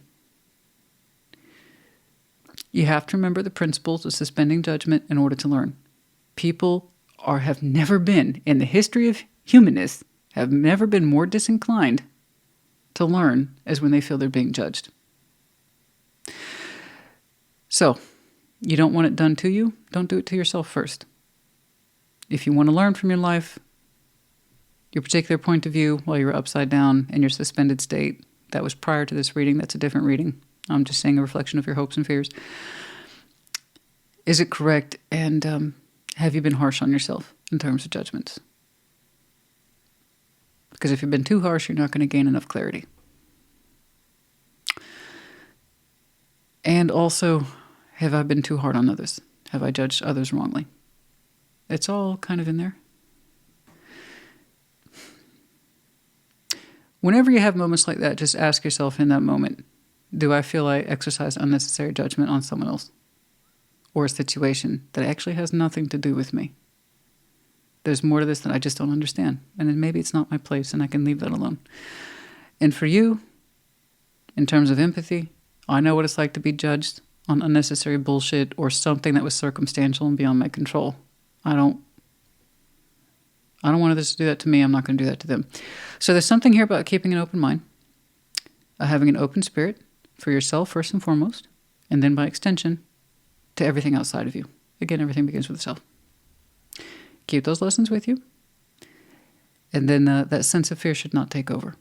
Okay? Because I'm actually seeing an overwhelming amount of hope and energy attached to you that suggests openness. Okay? Quality spirit, quality energy. So you've done something right. All right? The Fool in your outcome. I love that. What's your new beginning, babe? Aside from really reconnecting yourself to what matters and stabilizing it and being part of it and just loving it, loving every minute of it. I love that for you. The Fool, new beginning. I don't know, honey. I love this. I love this for you. It feels so fresh. So I don't know what your new beginning is, honey. I don't know. You seem to be so well established and so much already, but you have such a fresh energy attached to you of hope and other things for yourself, better things for yourself. Optimism. I would love to know what you think a new beginning is for you in the outcome. You know, to become reestablished in your roots and then make a life for yourself outward from that. I don't know. I like the joy your energy brings.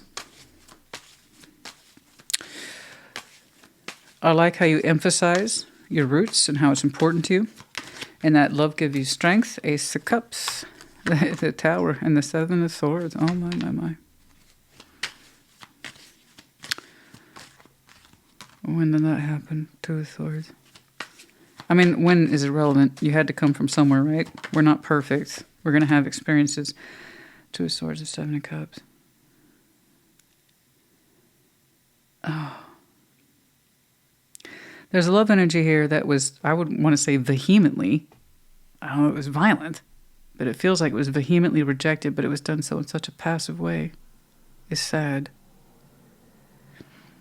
It's sad. A love was rejected, but it was done so quietly, without word or much thought.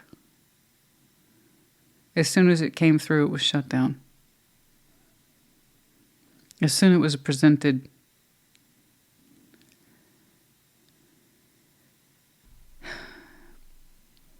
it was shut down.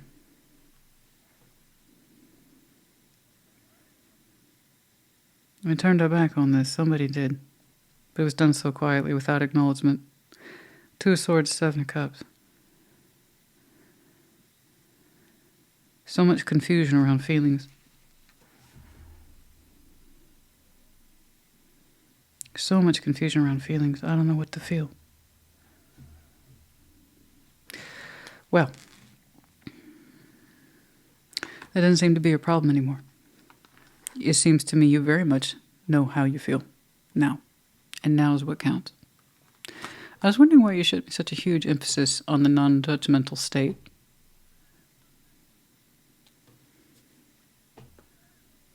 Did we judge a situation too harshly? And do you know what it's like to be judged too harshly? Where were we right? Where were we wrong? And now that we've had time to be in suspended state, perhaps we can see the situation much more clearly and appreciate it much more clearly. Without judgment of the self or someone else. You do consider, let me make this clear, love a core strength. And you take pride in stabilizing things. But there's something here about love that was misrepresented, rejected, and there might have been a lot of judgment in that. From yourself, from others. Anyway, I'm sorry. I shouldn't be doing all this. Page of Wands, Page of Cups, and there it is. There it is. The shyness opening up. It's not a lot, but that's how these things start. Page of Wands, the Page of Cups. I want to draw attention to your Fool. Where? Because you look so established, but a lot of personal, happy, available energy to you. I want to know where that new beginning is. You're opening up towards it. You will discover it as you go. Okay.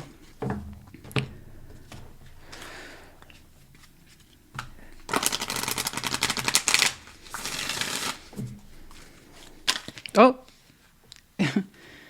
Okay, there's that Gemini card everybody keeps getting.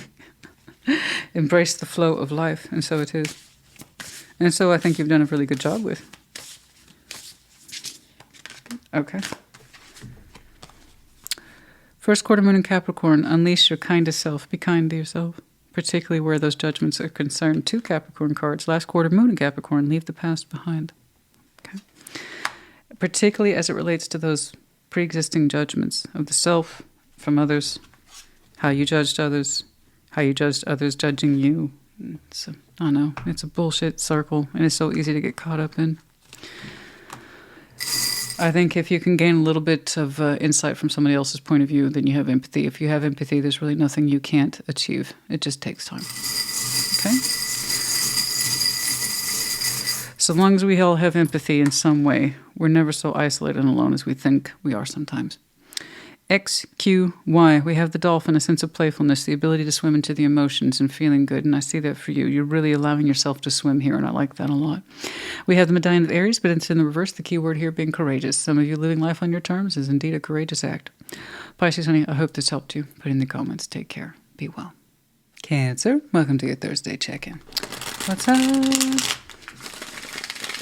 What's going on?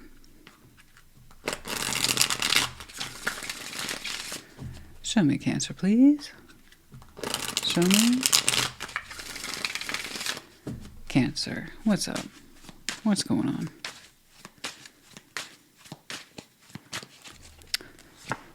Knight of Cups. Crossing. Seven of Pentacles. Oh. Oh. Oh. The slow creep up of feelings, eh? Four of Wands crowning. In the past, the Fool. Oh, I'm so curious now. Exiting. Queen of Wands before you. Seven of Wands. Okay. Okay. There is so much to get back to. All right. The Empress is in your strengths. Very good. Ace of Cups is in your environment. Yeah. Yeah. Yeah, you is. But you also being cautious. Comes from experience, Christina. Okay. Nine of Pentacles, hopes and fears. Outcome, Nine of Wands. Be careful, though. You know, you got to know, honey. You got to know you want it. I'm seeing parts of you like, I want to open up towards this. I have pre-existing exposure to this subject. I do. I'm familiar with the subject. But I'm nervous. Well, I don't know if it's necessarily nervousness, but you have this tendency to block whatever this is. It looks habitual. You're showing me the 7 and 9, and I know at first it presents as boundaries, but then I start to see unnecessary walls. Little practice. It's almost like when you feel vulnerable is when you start to clam up, and that happens. It's just because you're a Cancer does not mean that you necessarily have all the advantages to the Cancerian superpowers, you know? It happens. I know it sounds bizarre, but it's true. For some of you, the opposite effect, when you have a sweet feeling, an easy feeling, particularly where your vulnerability is concerned, some of you start going, Transformer, and then you wall up. Okay. Like so. And that's what I'm seeing here for you today. So while I'm laughing, please don't take it personally. It's just, energies hit different. And I'm a real person and I have real reactions. That's just par for the course, honey, with this channel and me. Hi, my name's Christina, in case you're new. Yeah, I have a working kind of relationship with my collectives, and that's just how it is. For those of you who know, you know. All right, the Knight of Cups. Yeah, I mean, you feel in some kind of way. Vulnerable, soft, romantic, however you want to do it. It's kind of like a sweet sign in your heart. It reminds me almost every time I see that Knight of Cups, every time, it's like an instant play in my mind is Nights in White Satin by Moody Blues. I mean, that's where it comes from, is that sense of, And then Seven of Pentacles is crossing you. You're like, oh, it's been growing on me for a while. Sometimes I look at it. Sometimes I put something into it. Seven of Pentacles, you have some sort of developed root system in your heart space where it sighs like that. It tells me you're familiar with the subject. You are familiar where your heart would go. You are familiar where you would like to kind of deepen your roots. You are, let's make this clear. I don't know what the relationship is here, but you're showing me relationship. I know I had a relationship with it. You want to make it clear. You have some definition with this. You're like, it wasn't completely defined. Okay. But something was there. The Four of Wands was at your crown. You're like, you think about it. You think about that structure. And you were showing me how your heart has become fond for it over time. But how the direction, how it was growing or the garden was being tended to, let's call it for what it is, was a little neglected. Now, I'm not accusing you. It's not j'accuse Cancer, okay? It's not like that. What I'm saying is that it was neglected. There was some sort of relationship structure here, but its definition is very wonky. It's underdeveloped here, but, you know, the foundation's high over here. It's odd. You know, it's what you call a split-level house, except it makes sense when the whole thing is constructed well, but if it's not constructed well, it makes absolutely no sense. So there is partial give in this and then partial neglect. It grew and then it stopped growing. In reality, and then there was also very inconsistent emotional growth with this as well, but you're actually quite fond of this. You have, I guess you could say, a soft spot for it. And you're like, I had some sort of relationship with it. And you technically did. And once more, relationship isn't necessarily marriage, guys. It's Four of Wands literally takes two people. So it's how these two people defined it, if not so much with words, then through action. Also, therefore, by inaction. So I don't know how the hell you two would label this, but it was some kind of thing. It had growth spurts and then no spurts. And the Fools in the past, you're like, I tried. I know you did. I see that. You tried to open up towards it. My question to you is the Fool in the past experience. Was it Fool as in the Fool, positive, or Fool as in foolish, negative? Well, what's the difference? I don't know why I'm giving you that voice. I usually give Scorpio that voice. The Fool in the past here, that doesn't mean it's over. That just means you've had exposure to it, which means you still could do. So the Fool, positive, suggests nothing's going to hold me back. I feel this. I got to do it. I got to do it, man. I got to strike. I got to take my shot. Just, I got to do it. I don't expect you to understand, and that's cool. That's your journey. This is mine. I got to try. I got to open up. Get out of the way, because I can't even pay attention to you. I got to open up towards this. And then there's Foolish. I'm gonna try, but not really. I think I'm taking a chance. I'm telling myself to take a chance. Am I telling myself to take a chance, or do I really feel that, or am I talking myself into it? And that's foolish, because then we create a negative construct that says we're not quite sure. And that's what I'm seeing here in this so-called relationship, is a lot of hesitancy, despite any sort of power, I want to say thrust. Power thrust towards this in terms of its development or lack thereof. As he spurts, again, it's like, imagine a faucet was turned on and then it's turned off, and then it stays turned off for months, seasons. Then we go out, we have the nerve to go out in the back and look, hey, how come my garden's not growing? The hell? And then we turn it on, blast of water, then we see some signs of life and like, that'll do it, and then we turn it off for long periods of time. So no, that's inconsistent growth or inconsistent building pattern. The energy was on, and then it was off. It was on, and then it was off. Thing is, that broken sort of cultivation shows. Everything begins with the self. So what we do on the inside, and we know or don't know, what we feel or are not allowing ourselves to feel, incomplete projects, it's going to manifest on itself externally too. And that's what I'm seeing here. So it's not just your fault. Someone else was in here helping you create an inconsistent growth pattern. I'll give you that. Queen of Wands on the exit. There's a sense of passion. There's a hot influence that's exited. That's you or someone else. I honestly don't know. But the Queen of Wands is kind of like that rock and roll energy. It's like take no prisoners. Very passionate, very ambitious, very focused, but also very attractive. It's bright. It burns bright, and that's exiting. That influence, either you felt it or is them or they. I'm not focusing on them or they. I just see the exit of somebody's energy. And before you in future is a sense of Seven of Wands. You're like, yeah, all that's well and good, and I recognize it, blah, blah, blah. But still, walls, defenses, blockage. And that's it. That's all I see for you in the immediate future. Tarot doesn't dictate action. You do. Tarot's the proof choice, not the absence of it. Some of you are in that position of, I'm just going to keep my wall up. If they come towards me, great. Until then, I ain't going to do nothing. And some of you are just like, I'm exercising boundaries, and I deny all this shit. But you can't deny the history, because it is here, and it is showing up as something you think about. But more than what you think about, you still feel it. That's going to drive you banana sandwich. I know. The Empress is in your strengths. You typically pride yourself on being empowered and knowing what the heck that means. You pride yourself on being a producer, a bringer into the world. You like to give. Now that's very Cancerian. Even though that one is associated with Libra and Taurus, Cancer is an emotional giver. You tend to be. But what you actually do with it, how you export that energy, is generosity. You produce a lot of good work. Okay? So not all two Cancers are the same. You can be an emotionally generous person, but it shows up as, I give. I give. That's how I show my love. That's how I demonstrate my love. And you're saying that gives you empowerment. And I agree, it's done well for you. It's just this particular situation does not make you feel empowered. You're compelled towards it. You're drawn towards it. But it doesn't represent the best you.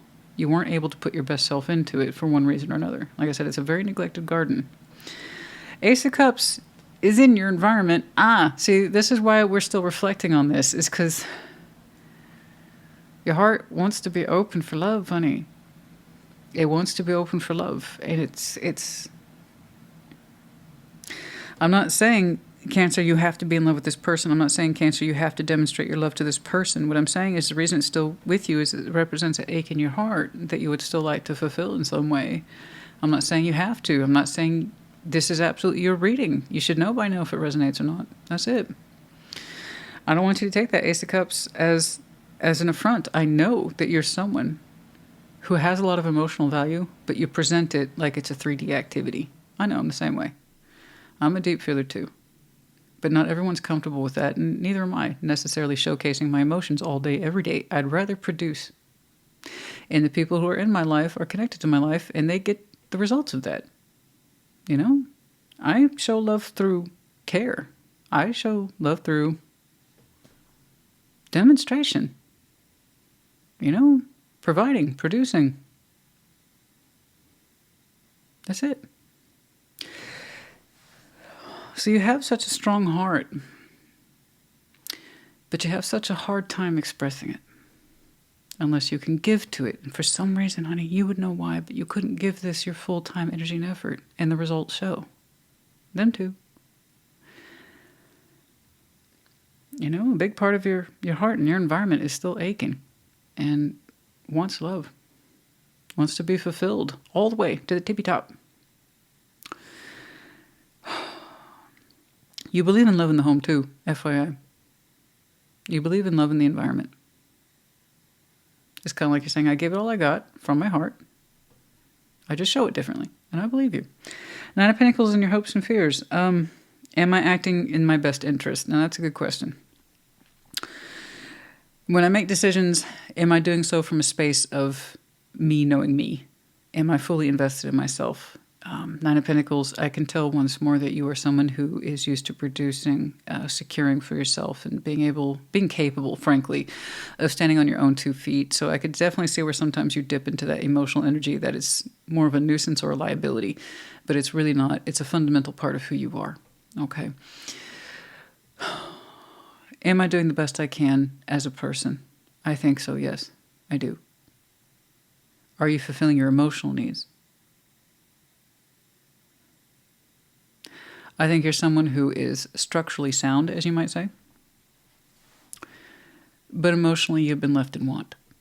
And you're still wanting. And you think about that source where you kind of have that wonky house built. It's a split level that was never complete. The garden that was never complete. And it's like, I had something there. I know I did. It's your heart trying to fulfill its needs. That's why you still reflect on it. That's why you still think about it.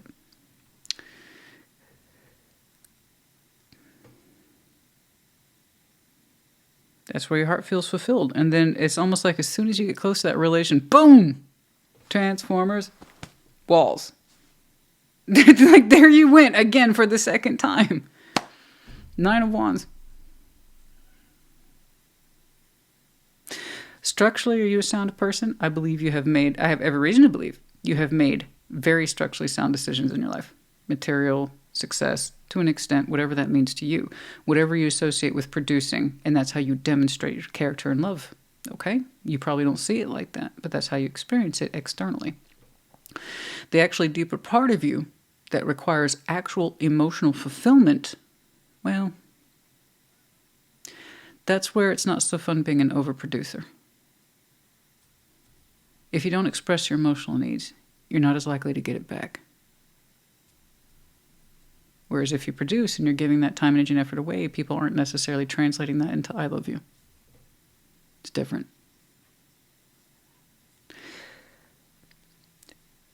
Whenever it seems you have the opportunity to become vulnerable, that's when you have the least ability to do so. It's not very comfortable for you. As opposed to, say, the Nine of Pentacles or the Empress here. You can choose to exercise walls, but is that meeting your emotional needs? I don't know who they are, honey. I have no fucking idea. I don't know if they're a good person. I don't know if they're a bad person. I just know that that house that was weird, but that relationship that was so split level and weird, you liked it. There was something about its oddness that you liked. Even if it was lopsided. You know, even if it was a lot like a Picasso painting, you're like, I liked it. That's the whole point of building a relationship with somebody. Every lid has a pot.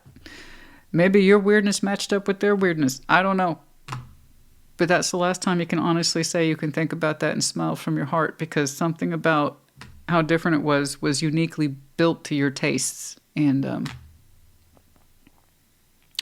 will you allow yourself to resume the building of said project, man? Will you allow your heart to go in a completely new, different direction altogether? You know, and this time if you start the project, keep finishing it. Okay? Sometimes I love you is much more powerful than what I can show or demonstrate. And honey, I struggle with that too. I really do. I'm used to producing. I'm used to having expectations. My care and sense of love and protection stems from what I can do. But I also have to remember, oh, behind that is a beating heart.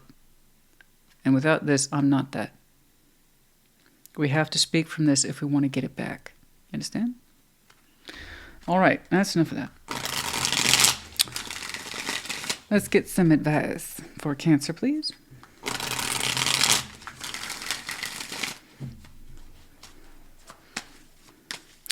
Emotional needs are a real thing, guys. I mean, I know it sounds weird. I mean, again, but you're not that Cancer who just dips in and out of your feelings. You're just not. That's fine. We don't all have to be the same, guys. I mean, how fucking boring would this world be? But Three of Pentacles, the Six of Wands, the Two of Cups. Aw. That is so fucking sweet. I don't know how to put. I went, oh, because it's cute. I'm not trying to be disrespectful. It's Three of Pentacles, Six of Wands, Two of Cups. It's like there's that sense. See, I was achieving something. I know, and it felt good to you. It felt special to you. The building construct is weird. I grant you. It might have started out as friendship and awkwardly transitioned into a love space. Is that what happened? I put good money on that for some of you. Not all of you, but yeah. That would explain the wonky sort of building I'm saying. It might have been just a friendship that stayed that way for a long time, but through confidence and exposure, which is a real thing, and a sense of triumph, and I'm being seen by this, and this feels good, and I wasn't expecting this to feel good, and I feel seen and recognized in a way that's emotional, but it didn't start that way, so now I'm confused. But it turned into an emotional union.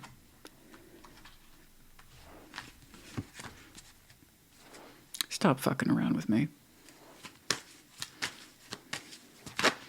Yeah, so my question is, do you want... There they are. Oh, is that who they are? Oh, little hottie, that one is. We associate that one with passion, energy, that oomph that slaps you in the face, makes you wake up. Sometimes we think about it. Again, if you really want to see how that project completes and the house of that, it might be a house of wonders to you and completely confusing to everyone else. I don't give a shit. It's two people. You know, honestly, the dynamics in one person's already complicated. Never mind the dynamics that are built between two people that only they would understand and only they were supposed to. Every lid has a pot. Okay? You might... Do you know what is absolutely fascinating? Andy Warhol. If you ever have the chance to read more about Andy Warhol, you will understand how he went out of his way to create a very unusual house. It was to intentionally confuse others, but it made sense to him. And he loved it. He lived for it. It was part of his art. It was part of his self-identified structure of art. And those who stuck around got it. You know, those who couldn't figure it out, he was too weird, he was too bizarre, they didn't hang out too long. But Andy was still Andy at the end of the day. Now imagine Andy Warhol with his equal. There's like, I totally get why you did that. We did that. In fact, I have some ideas about how we can confuse people more. Would you like to hear them? When you find someone like you, it's a beautiful thing.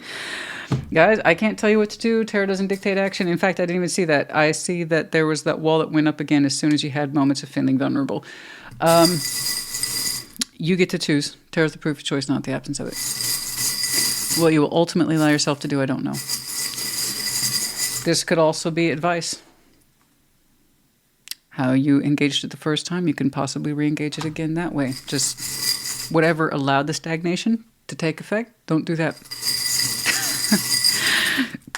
We have the letters P, K, Z, and E. Okay, Cancer, honey. I hope this helped you. Did we? No. Christina, don't forget the oracle cards. Okay. I do like Celtic Cross. I can't believe I used to do these at 90 minutes a pop.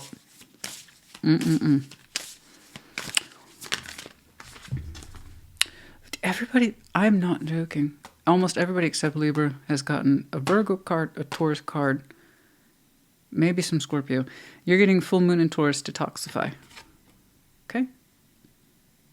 preconceived notions of emotional constructs, what you feel, why, feeling guilty about it, feeling weird about it. You got to detoxify. Sometimes you just need to accept yourself and what you feel as they are, the way they are. Understand yourself more, accept it, embrace the chaos. No, it's actually not chaotic at all. You found someone who was like you. That's all. And while you two might have built something that on the surface made no sense, it actually made sense to you two, and that's all that matters. But that's me. I'm hardcore like that. I hope this helped you. Put it in the comments. Take care. Be well.